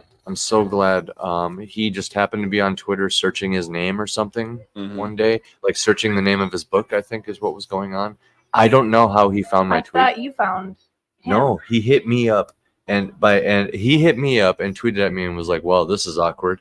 Oh. And I was like, "Don't worry, bro. Shit. I'll change it. It's fine. Mine's not released. It's fine. I'll change it." You know, I think but you know, plagiarism is such a funny thing because sometimes, like, yeah, people are clearly ripped off, but at the same time, like, there are so many artists that can come up with like the same idea. I mean, even a same full sentence or like song lyrics names, whatever. And so it's like sometimes like people genuinely think of the same thing. Mhm. No, it's insane. I mean, it's like it's almost like sad because we're not as like different as we think we are sometimes. Yeah. We are all individuals. We do all have free will, but at the same time, we're not, and we don't. At the same time, we're very. Well, if we are collective consciousness, though, we are the same person. That was what I was just going to say. The Akashic record. That's another interesting conspiracy. What's that? Have you heard? Oh, tell me. It's the Akashic record is the idea that there's this network. Essentially, we're linked. Me and you are linked. Well, the so Akashic like we can, records, I don't think that means we're all the same consciousness necessarily, though. It's essentially what I understand is like the explanation behind having the same idea as somebody. When two people have the same idea at the same time, it's because they both tapped into the Akashic a friend that's record. an Akashic medium. Oh, She like does all that stuff. Yeah. Do you want another drink? I believe it's like the collective data, if you want to get one. Yeah. Okay. It's like the collective data that humanity has just like in their DNA, and we can somehow tap into it. Yeah, well, like we come from the same people, right? Like inventing flight. Let's say flight existed at some point, or if like all life everywhere is linked, then flight must exist somewhere else with life. For example, for somebody to dream up an airplane, or, that's just one example, very poor example, but like, yeah, the idea would be like they have somehow tapped into like this wellspring of knowledge that is, it's like cloud storage for humans, Yeah, no, I mean, I get it. It's one of those things, right? Like you think about a person, the next thing you know, they call you. Like that 100% definitely happens. And it's like, it happens so often. It's like, I don't know, whatever like term that they try to say, explain it. It's like, no, dude, this happens way too often to too many people for it just to be a coincidence. And I don't That's like when I normally start looking I don't normally delve into stuff like that, but like even from a young age, and there's studies to actually back up that like stuff like this happens. Like when somebody came down in the household and was like, it's such a weird, messed up dream, and I'm like, I did too. And it's only on nights when we like, multiple people in the same house. Not like maybe not everyone in the house, but it's again, it's like these coincidences. I'm like, did somehow your dream mess with my dream? Or vice versa. Bro, there's a story there.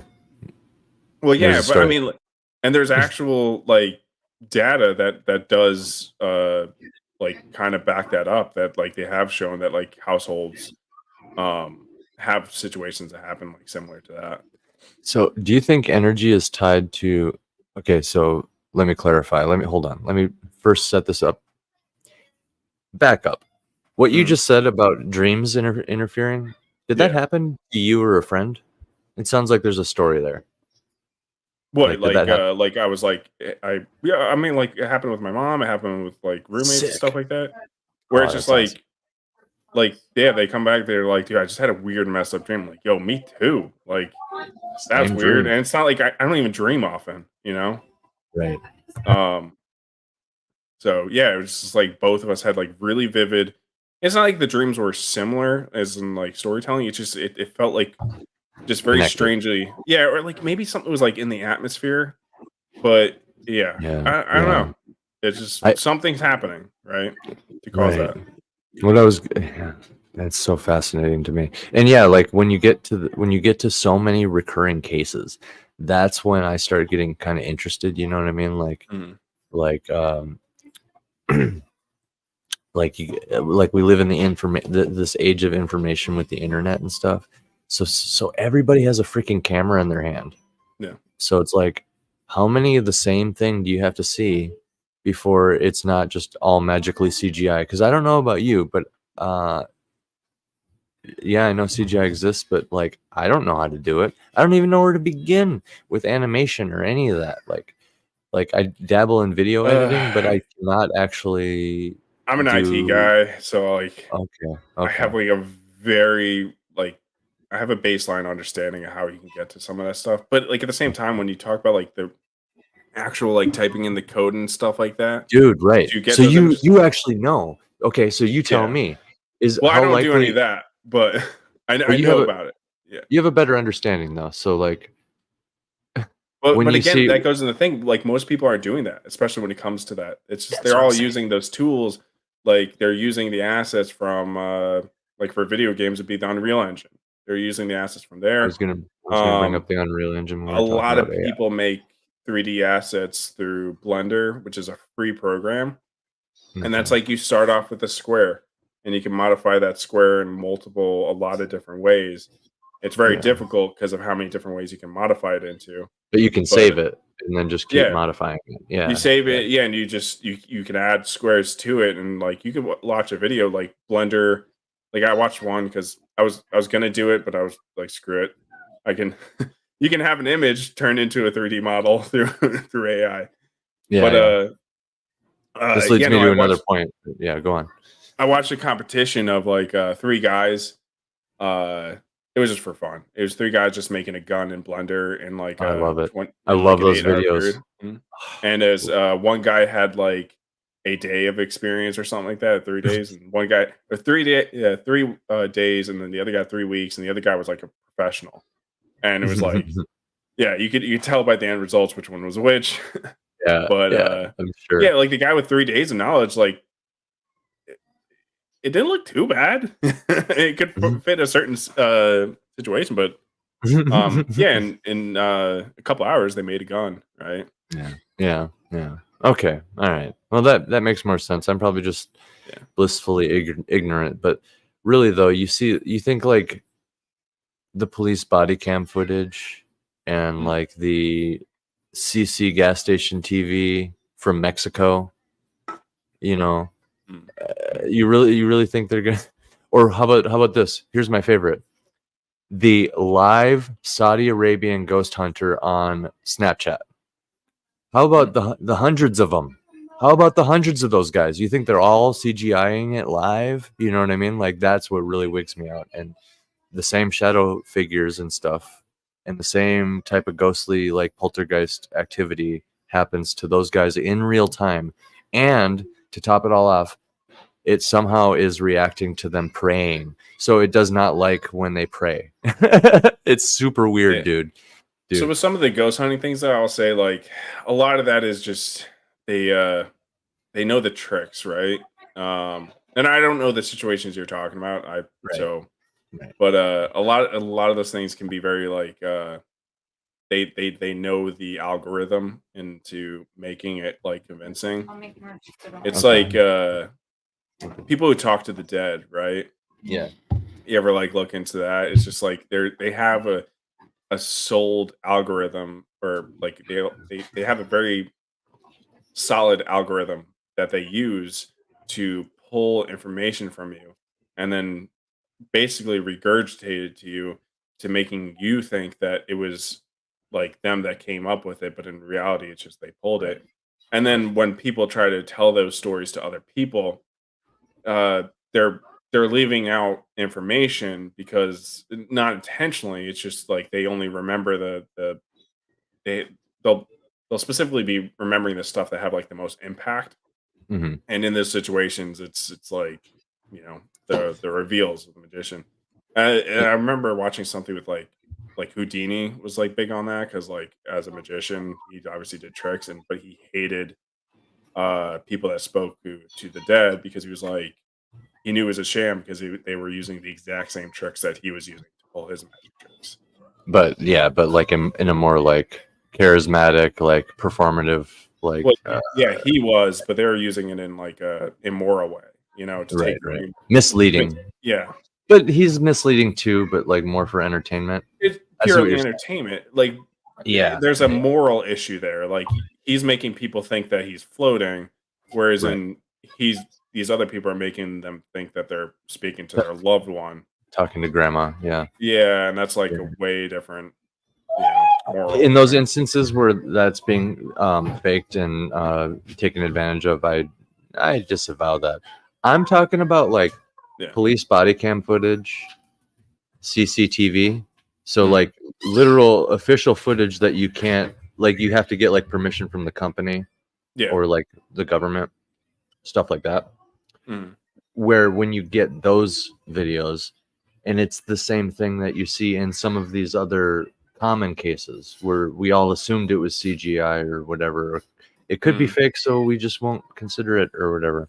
Yeah. When you see the cop going through the haunted house, pulling his gun and like reacting, and like you hear his partner calling for him and they're signaling to each other and he doesn't answer, and so the partner has to come looking for him and stuff like that, because he thinks somebody's here, but he clearly knows nobody's here.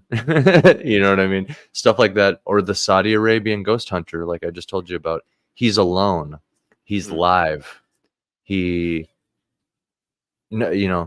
happen, but then it gets worse when he prays. And I don't mean like he's conditioning me as the audience to believe something, like I'm talking to grandma or something. I mean, this dude is alone in the middle of the country in like the Middle East. And it's not until like he's almost about to cry because he's so scared. You know what I mean? Yeah. This isn't one person that's just pulling it off. This isn't like a Houdini or a David Blaine. There's like dozens or hundreds of these dudes over there. It's like a thing that they do is go into old haunted countryside, like castles and like ruins and stuff and abandoned houses. And they know that the ghosts or the jinn, they call them jinn, It's a Middle Eastern thing, right? Yeah, dude. It wasn't until like Snapchat and internet and like everybody having phones in their hands that we can start seeing this freaking live.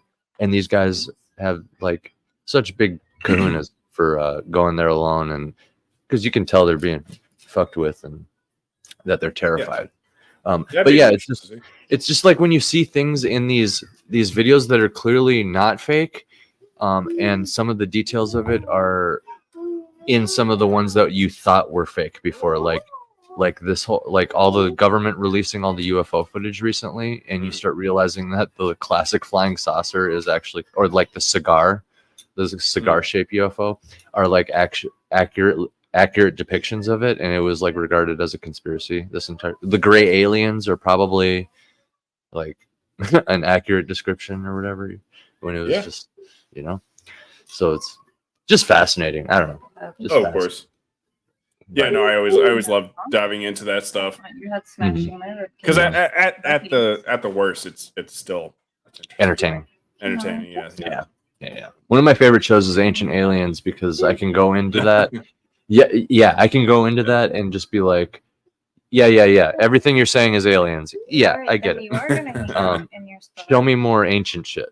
And I learned so many, like I didn't even know some of these ancient sites existed if it weren't for these dudes with these insane ideas nerding out about it so much that they go there and learn as much as they can about all these cultures and ancient sites.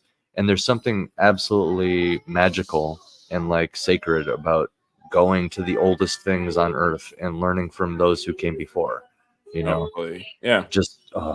I mean, there's definitely like the theories of like past civilizations, like you talk about Atlantis or whatever. It's like there's a lot of evidence points to a lot of that stuff. And then like how like when we think about stories with the pyramids we kind of forget that like in those stories the pyramids were built like way before they got there. 100%. And they're like when you think Cleopatra and all them, it's like no. They found those pyramids and they had already been there forever. They were there. Yeah, those were there, and you know this because there's for starters, it's extremely difficult to date the pyramids. The best you can do is date the stone, but you're just dating stone at that point. And how old is stone? Like ancient. Yeah, like, I always look at the technology we have to date stuff, and I always get very curious about like how accurate is that stuff. But then also like the stone that they know for the pyramids were transported like crazy far, and they also tend to be made out of material that's like very conductive, piezoelectric. The stone was we're talking hundreds of tons, I think, millions of stones. Transported hundreds of miles. It's very specific stone. It's quartz from hundreds of miles away, I believe, to this very specific site where the quartz contains like 60% less limestone or something, which makes it like more what is it? More insulating. That's what it is. More insulating. So the piezoelectricity can actually be like it's better insulated. And then it's built on top of like this underground river. The Giza Plateau is on top of like an underground river complex. That's a lot of caves now because the water since receded and dried up and stuff. It's a desert now. Green Sahara is a real thing. You can look into that. That's why there's whale bones, but I digress. But like, when you put something like that on top of a natural river, underground river spring like that, what it does is, and especially with piezoelectricity, it absorbs vibration. Yeah. So the vibrations is like a big theory of how they were able to move the stone. Yeah. Yeah. Like sound it's all waves. crazy. Yeah. Insane. Yeah. I think there's in a great way. Me too. Yeah. I agree in a great way. My takeaway from it is there's a lot more to it than we know is going on for sure. But it's probably not anything, maybe I shouldn't say that so quickly either. I was going to say it's probably not anything that anybody is saying with confidence. Like it 100% was sound levitation that somebody's saying it with confidence. Yeah. It 100% was slaves that were moving it. Okay. Show me that in real life. I want you to take a bunch of people who are well paid and make a pyramid of Giza. It's just like some heavy equipment, like like not forklifts. Not spaceships. There's spaceships of Ezekiel. It's like the backhoes that go up into space, like flying backhoes or something. Yeah, the aliens brought a bunch of like construction equipment here. That's well, oh man, you go into the the Ark of the Covenant and like the way it's described in the Bible is exactly how nuclear technology works. It's so, do you want to hear a theory? Oh yeah, sure. Crazy conspiracy theory. You ready? Sure. Okay. So pyramids are technology, right? Yeah. Did you get any? Energy, power, everything we described or whatever. Piezoelectricity, Wi-Fi, Tesla technology, right? Sure. Like that kind of shit. Okay. Ark of the Covenant. Who had that? Right? Wasn't that the Jews fleeing Egypt? Yeah, I think so. Right? I think so. One of them. I can't remember specifically, but the theory is the Ark was the battery supply from the pyramid. From the pyramid, bro. Because they're coming from Egypt. Think about it. So they're like they stole the sacred thing that was inside the pyramid and always has been. You know what I mean? I don't know. The Jews have it now, right? Because it's in the Temple of Solomon. They know where it is. I thought it was lost. What am I thinking of? Hey, babe. I don't remember. This is his now. Because of the backwash. Don't drink it. All right. Yeah, something's in the Temple of Solomon. No, I think you're right. I think it is lost. No, but I mean, I think it was like in the Bible, it was very specifically described as like a weapon. Yeah. And so like then there's the theory that like somebody taught us how to make that weapon, right? That's interesting. Yeah. Yeah, because they're basically, using a nuclear bomb, essentially. Yeah. I mean, because they were wearing armor that was like that made out of material that would protect you from radiation. Yeah. And it was said that I remember stories being told to me as like horror stories being told to me as a kid to like scare me, like, oh yeah, like, and anybody who looked upon it, it's like looking upon the image of God, or whatever, and you'll die if you look upon it, and if you just touch it, you'll die. And it's like, as an adult, it's like, no, that totally sounds like radiation. That's and then they had like I think they described like body parts like falling off and stuff like that, and their skin like boiling or whatever, teeth falling out, gums bleeding, all that. Yeah. It's total description of radiation poisoning. Yeah, and it's just like their hair, like too coincidental, and there's no way that they knew how to at that time without any sort of assistance that they could know how to manage that material. 100%. I'm not going to be the one that says that that's what somebody else's religious thing says. Yeah. But I also will not be surprised at all if it's somehow indisputably proved. You know what I mean? And it's very likely is what it looks like. You know, like some of the old Indian scripture. Absolutely fascinating. The Vimanas. Okay, I was gonna say like Native American Indian or the Native American Indian is very fascinating too. We came here on the back of a turtle. Yeah. Well, I mean, did you ever hear like this is why it was just the Wi-Fi. Did you hear about the like like the speaking of like theories of the moon and like how the moon is like a spaceship that like prevents souls from like going to the next souls? I heard level.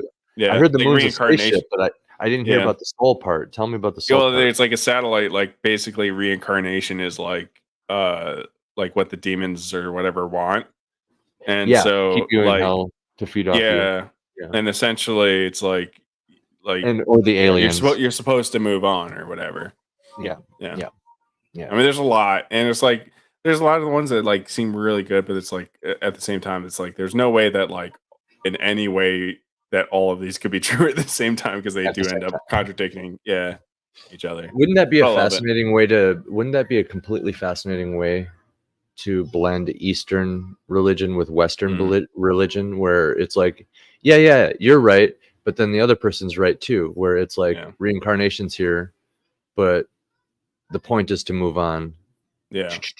You know what I mean? And like, that's actually a really fascinating way to blend it. And I mean, everything we've talked about tonight, man, it's all just like authors listening would just have like an entire career of stories after this podcast. Yeah. I mean, I always think about how I can blend that into my like, because I got a fantasy world, so I'm coming up with a whole pantheon for that and stuff like that. But I want to have their ancient civilizations into that as well. So it's like, okay, I gotta like incorporate some of this stuff in there because I can't think of it all on my own. Well, dude, I think it's a fallacy to just start from scratch and try to. Okay, you know how we were saying earlier, everything's supposed like that. There's no such thing as a wholly original idea. That's what they say, right? Yeah. So if you chase that into the ground, that's exactly where it'll lead you, because you'll just be stuck there trying to make original shit constantly. Yeah, totally. You know, like you'll be chasing your tail, world building, trying to constantly think of original names, all of that stuff. You know, just for the sake of trying to maintain this, to really just chase this idea of originality. You're chasing a dragon, is what you're doing. But if you now, here's the other side of that. If you understand that you need all this, you need a certain level of detail and you need a certain level of originality, which at the end of the day, since everything's a remix, is just a clever take. That's what it is. It's a clever take. It's a fresh take. That's all it is. Because if everybody was original, genres wouldn't exist. Right. Yeah. There would be no genres. So, well, it's like also it is like even without that take or originality, it's like you're providing like a what's the word? Enjoying something from the past. Nostalgia. Yeah, it's like kind of a nostalgia or comfortability when you like you see a character and you see it similarly. They got the same tropes as like another character, and it's like, oh, I get to experience this character that I like from this other story in a new adventure, in like in a certain essence. Yes. So there's the familiarity of it, and there's a science to that. You know, as a songwriter and just somebody who's looked into like the art of the hook, stuff like that. As you know, I was a movie reviewer as well, so I had to look into like some things that like what makes good storytelling, and a very powerful tool is familiarity. Yeah, you need everything good because like you can have an entirely wholly original thing, but it will be completely alien to everybody. Yeah, because it is completely original. So even if it's a masterpiece, people will probably still be off put by it in some way because it's a new thing. It's new, you know. And this is the type of stuff where it's like we can't like exactly explain what makes a good story. Like we can hint Yeah. and make suggestions, but we can't come up with it. Although we still have the ability to write good stories. And I'm like, Yeah. well, this is the point where I'm like, I don't think AI can get to that point. No. I mean, like, if we don't even understand it, how the fuck is AI supposed to understand it? Well, AI would have to come up with a super complicated algorithm, which it could do pretty easily. But it learns from us though. That's right. the thing, right? So it without the input, right? Like for the result, the answer, it can come up with something close, but I just don't see it doing that. Yeah, it would be hard to come up with something wholly original because the AI has to reference everything. I also have like a theory of my own that like we'll at some point soon reach like sort of a plateau in technology advancement. Because like at some point, like the metals we're using to store the electricity for the data, There's limit. At some point there's a scientific limit to that. So we can't have at some point the hard drives are going to stay a certain size. At some point, like they can only power a computer to a point. So I'm like, at some point we got to reach a plateau. Are we close to it? I think we are, but at the same point, like we also could be hundreds of years away from that. But I think we're closer to it. That's my theory. We're reaching a plateau. I forgot the philosopher who coined the term, or even what the term is. But have you heard of the different classes of civilizations? Where I have, but I don't remember. But and this might tie in with the theory of why I forgot the theory's name also, but the theory of why there's no other alien. Supposedly there's no aliens in the universe except for us, and this is why. And it's because when a civilization reaches a certain point, essentially they merge with technology and essentially wipe themselves out by doing that. You know, I forgot what I keep. Well, okay. I know what you're talking about. I have a terrible memory, so it's like I've heard it before. I just don't.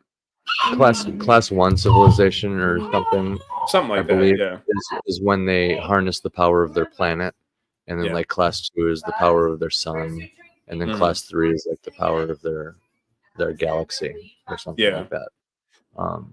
And you know, that's just what I was thinking, like the Dyson sphere around the Earth, you know, or like your planet would be one way to.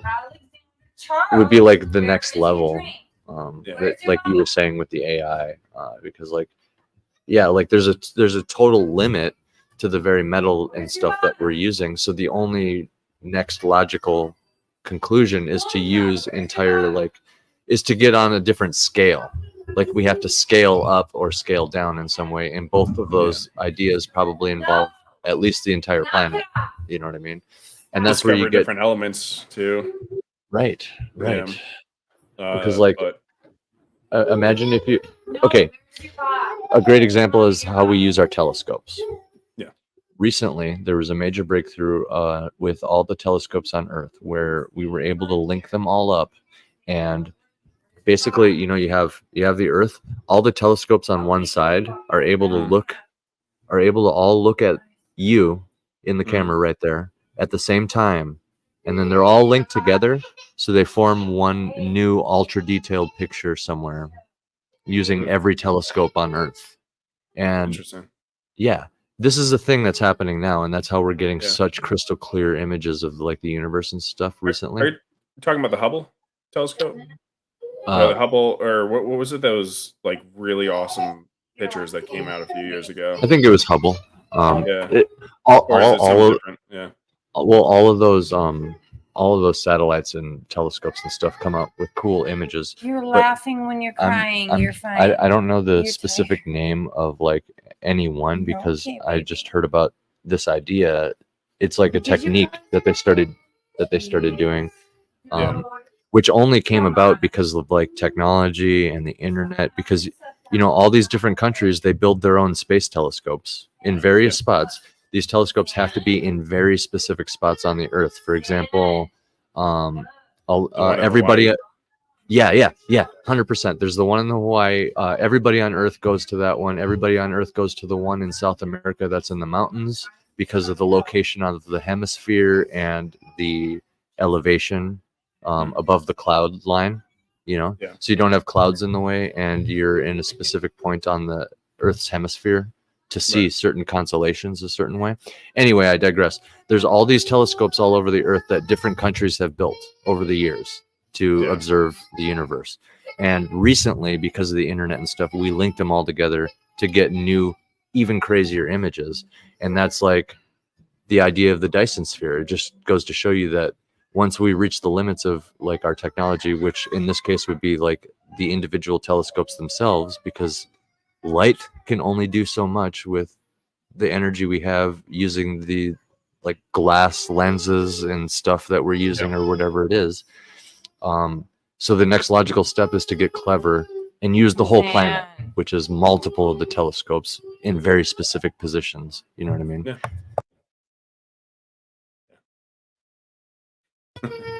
The baby's getting a little worked up. We've been going for a couple hours. We have, It might be a good time to call it, but like, you know what I'm saying though. Like, you're always welcome on. By the way, sorry tonight. Yeah, no. I had fun. It's been fun. I really enjoyed talking to you. It's been a good one though. But before we go, that's good. That's just all I was saying about like reaching the limits and then just leveling up, and then eventually, in theory, the AI would reach the limits of the Earth sphere, and then I would like to talk to our guests a little before we just tell people your stuff. Let's quit because I haven't gotten to like be part of this at all. Okay, and it happens all the time. Lay some stuff on us. Well, I don't want to just talk about author stuff all the time because I'm not an author. Right. So, what I do want to know is, like, tell me about your whatever you want. Like, what do you and your wife like to do for fun? What kind of music do you like? Stuff like that. So I don't really listen to too much music. I just listen to audiobooks. There's a lot of people like that, and I could never. My wife listens to music all the time. She's working on a book now. Really? Yep. What's that about? So sci-fi. It's on a different planet. There's like follows a girl who's in an arranged marriage, and she's going on a voyage to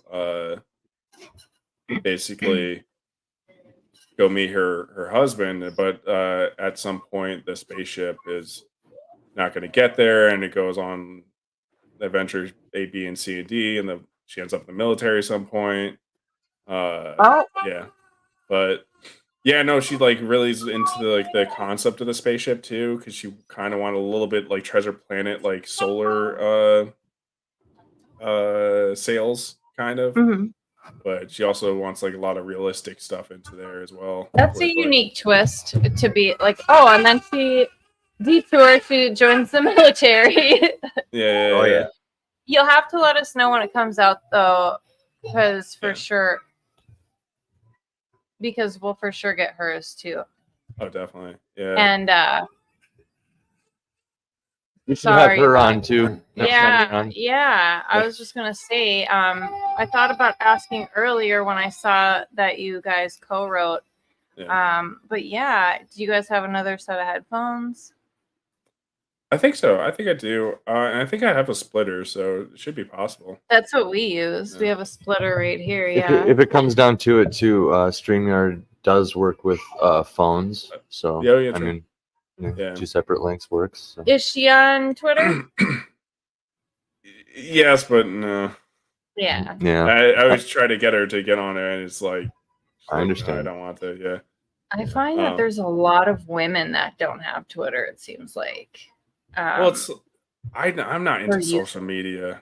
Like, I have to push myself to like go in there and interact because I'm just like, Same. I am Yeah, I very feel like introverted. So I feel like a Yeah. lot of men don't have Facebook or social media in general, and like for some reason women just. But like, I think Facebook it's mostly like so you can keep in touch with people and get the updates and things like that. But either way, social media can be good or bad depending on. yeah. But But besides that, I'm sorry, my life is pretty boring because it's just like we have like zero time for anything. But I don't think uh, that's boring. yeah, I It's the know. same for us, honestly. Like we try to force in the movie times. You know what I Yeah. mean?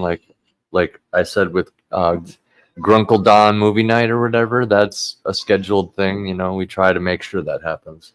Oh yeah, So Big And movie we'll- junkies, both of us, though. yeah, we'll have plenty of time to watch the 2 movies he brings over each time.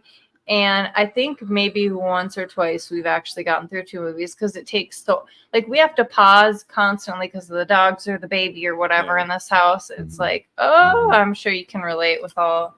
It's just like once you have the whole family and there's an animal and a baby and like it's just so much. Mhm. I don't know. I get it. It overloads you and just like stress levels. It's crazy. Yeah. So you guys are on the East Coast, right? East Coast. Yep. Okay.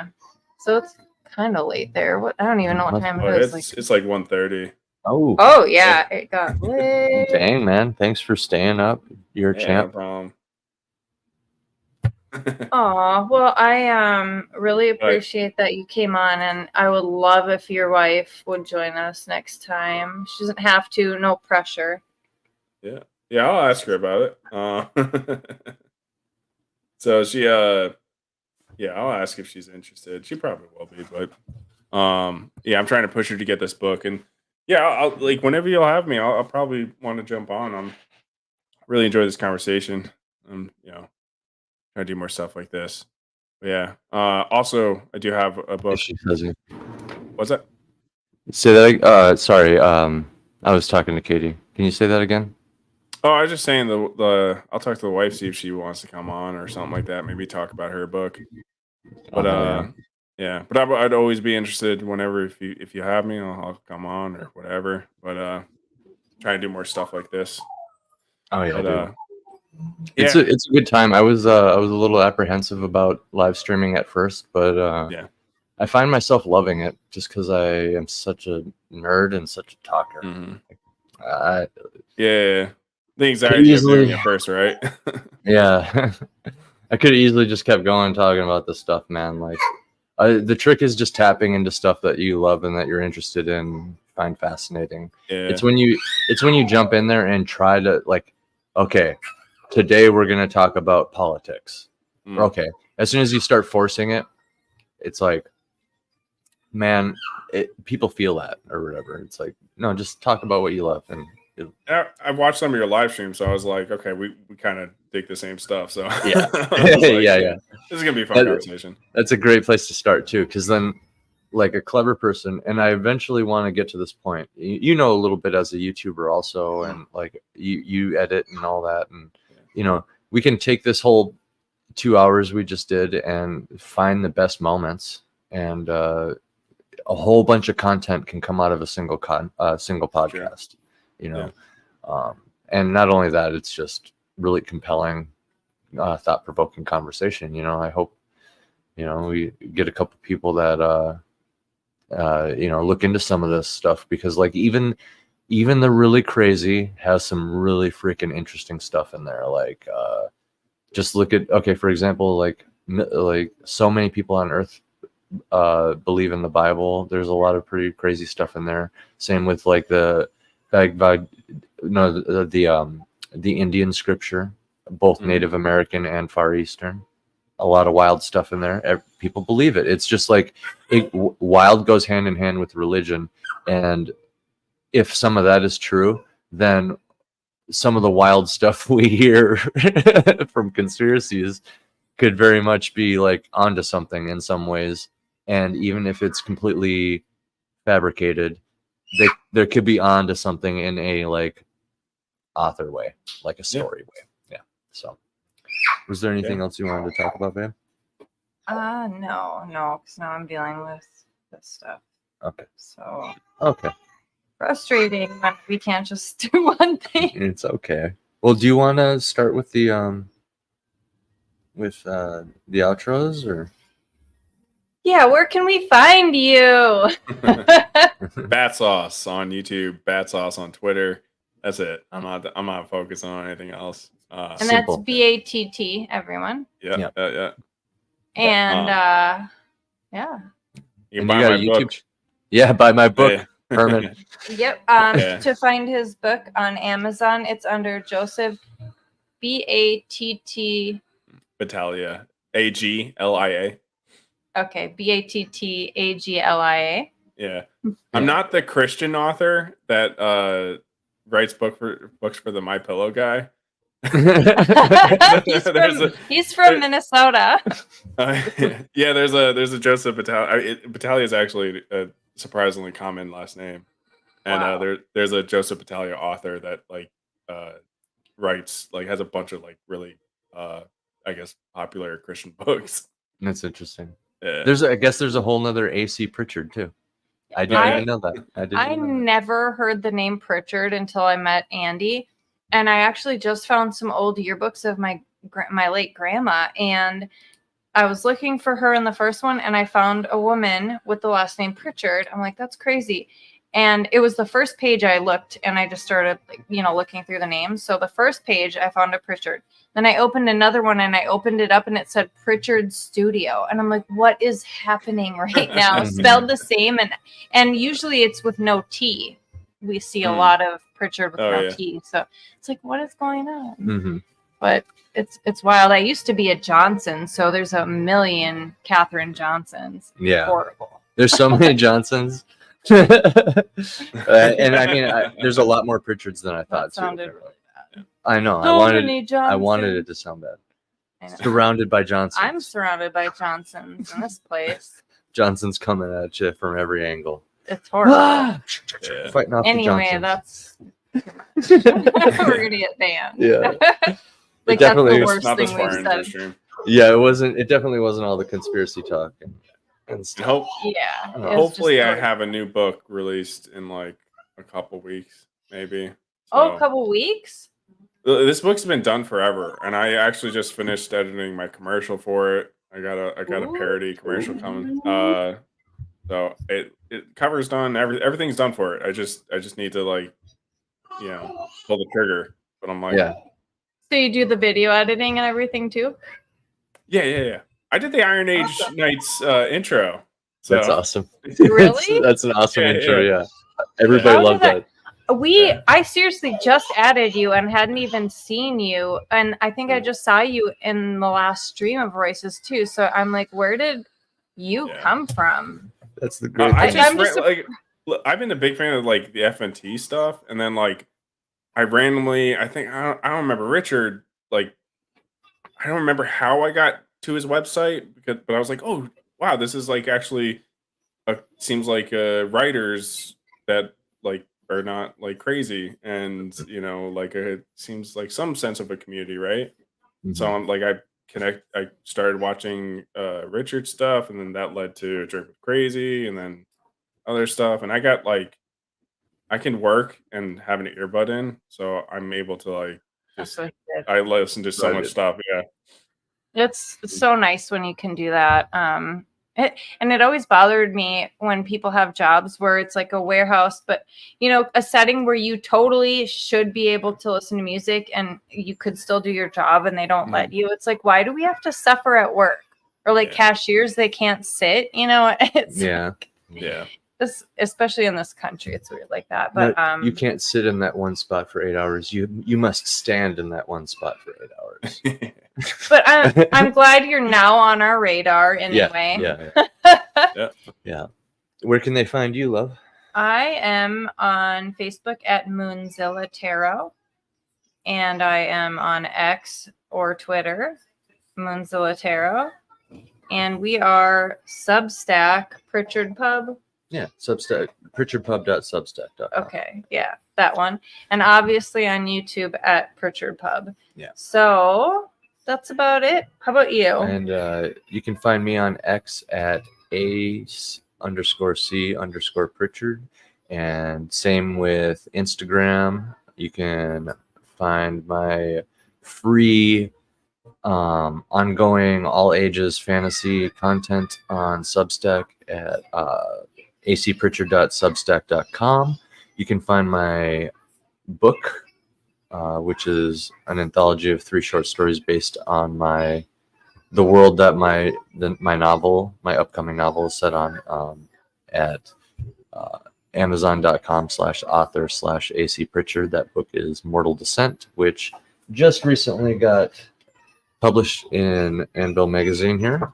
I can show off a real quick. I just opened up to a random page here. Let me go solo. Get that in there. I can't see it. It's Where? good. Yeah. Oh, that's The nice. color- Dude, the color is so much more vibrant than obviously. Oh, on a so that computer, but I've seen that orc before. That's your orc. Oh, you seen this work? Yeah, I mean I've seen it somewhere on social media. That's dope. And then here's another one. I really like this this spread here with the color on that page. Nice. The lighting, he makes it glow so good. But anyway, yeah, that's Anvil issue number 3. I think I'm gonna launch the whole thing on funmycomic.com to get the full graphic novel. And I'm kind of heavily debating on perhaps releasing like issue 2 and issue 3, like releasing the full thing through Anvil first, and then just boom, there's the full graphic novel after the fact. You know what I mean? Because I put issue 1 in there, and then I was just going to do the jump to graphic, but I think it would be kind of cool if I came back a couple more times and just people could follow it. I've been thinking of my own stuff, or when I got a comic in the works, and it's like, what about like chapters? Not like getting the chapters together for a volume. That's what you like crowdfund that. Yeah, because you get people to come back to get the actual like collective. Right. Oh yeah, like crowdfund the next section instead of the full thing. Oh, I was saying like you get all the chapters done and like you release it digitally or through the magazine or something like that. But then you get like 5 chapters and make a volume or however many chapters. Oh, the volume is what you sell, and so you still have people who read the chapters that actually get the hard copy. I think maybe. And then their hard copy would be the full collection at the same time. Yeah. Mm-hmm. Yeah. No, you're on point there. And I think it's clever things like that where you're using what you already have. It's the same idea as making an audiobook. What, you have a book already, right? Why are you making an audiobook? No, it's because it's the smart thing to do. You take, you build on what you have. You know what I mean? It's the same. Like I have multiple book covers. It's because I'm building off of it. Like the first one was AI free. Like I was just starting off a flight author. Now I have human art. So I know we're trying to end this, but I'm like, I don't know if you've seen my comments with a drink with Crazy's channel. I'm always like, dude, just clip your stuff. And he's like, no, why would somebody watch a clip of something when they're gonna watch the full thing? I'm like, it's not everybody's watching the full show.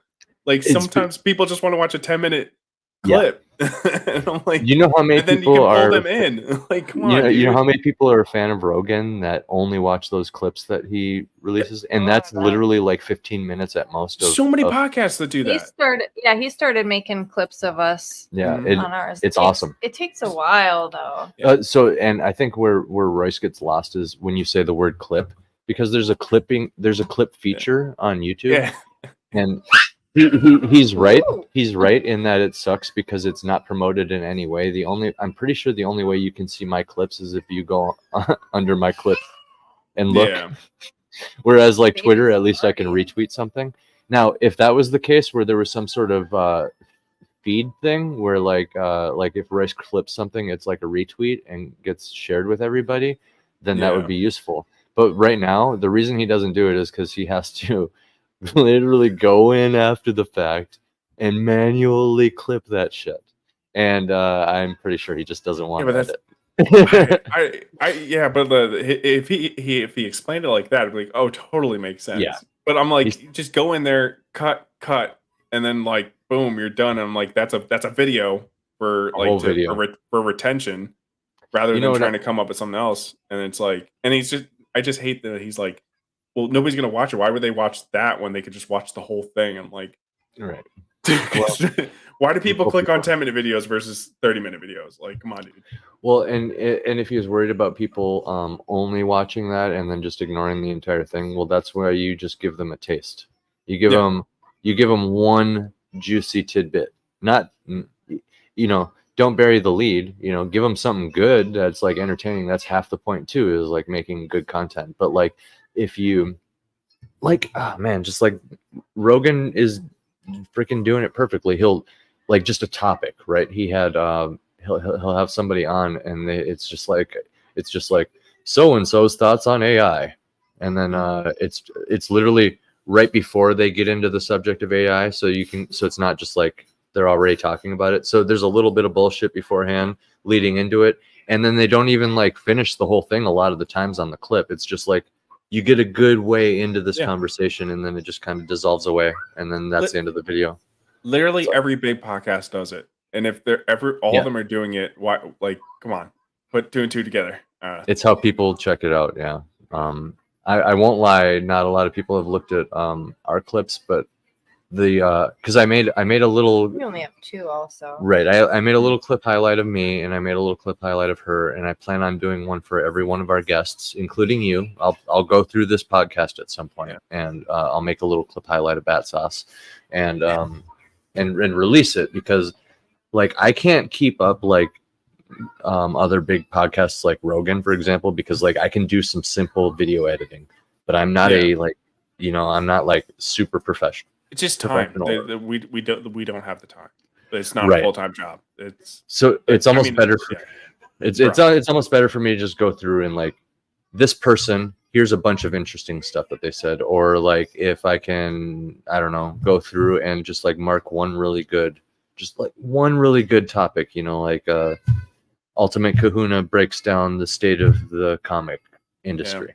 I guess you listen on like 1.5 speed and then just like timestamp it, like beginning and like roughly where you'd end it, and then just go in there, cut it, and then where it starts, I found, is a lot bigger of an issue. But hey, either way, like, no, we're breaking down how Royce can do this. But, no, I 100% at the end of the day, Royce is a fucking idiot. Royce, you suck. No, on another note, shout outs to Royce from A Drink with Crazy for being an awesome dude. He just sent me his, for being such a fucking idiot. Yeah. He just sent me his lines that he did for my audiobook for Spirit Animals episode 2. And the dude knocked it out of the park. Like, that dude should do more voice acting, is my thoughts on it, because I'm sure he wants to get into the way he talks about it too. And like, he did an ad read for somebody's book. It was a trailer, and it was really good. I think it was Herman's. Maybe, yeah. Yeah. I can't. Yeah, I think it was, if I remember right. But yeah, either way, like I was just listening to it. It was just like the raw lines, He just had them all back to back, so it's just a bunch of dialogue out of context. But I was just like, it was thoroughly entertaining, and I'm excited to throw the audiobook together. But yeah, shout outs to Royce. I mean, all things aside, he can make the clips. We're not talking about the clips feature, sir. We're talking about just little 10-minute videos that we're calling them clips right now, but not the clips feature. Just little topic highlights, like, I don't know, the EVS drama sometimes. Or he's done it. Yeah. Just all you gotta do is mark when it starts and then stop it at some point. You don't even have to get super clever with the editing. I responded with this, and then look at the thing, what it says. Yeah, it's awesome. But yeah, anyway, we should get going.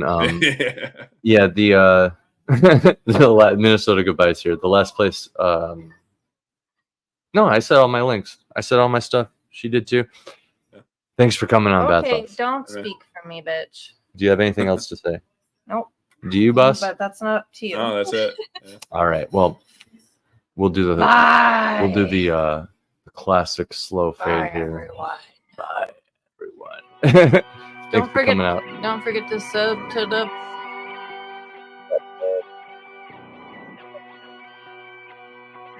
You know, like we said, dude, you're always welcome. You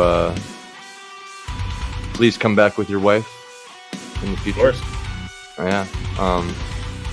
No pressure though. If she's not into it, we understand. You should grab your book and go on Iron Age Nights too. Yeah, I plan to. Fuck it. I gotta do that Google Doc. Yeah, I gotta fill one out again also. Take care. It was nice meeting you. Yeah, you as well.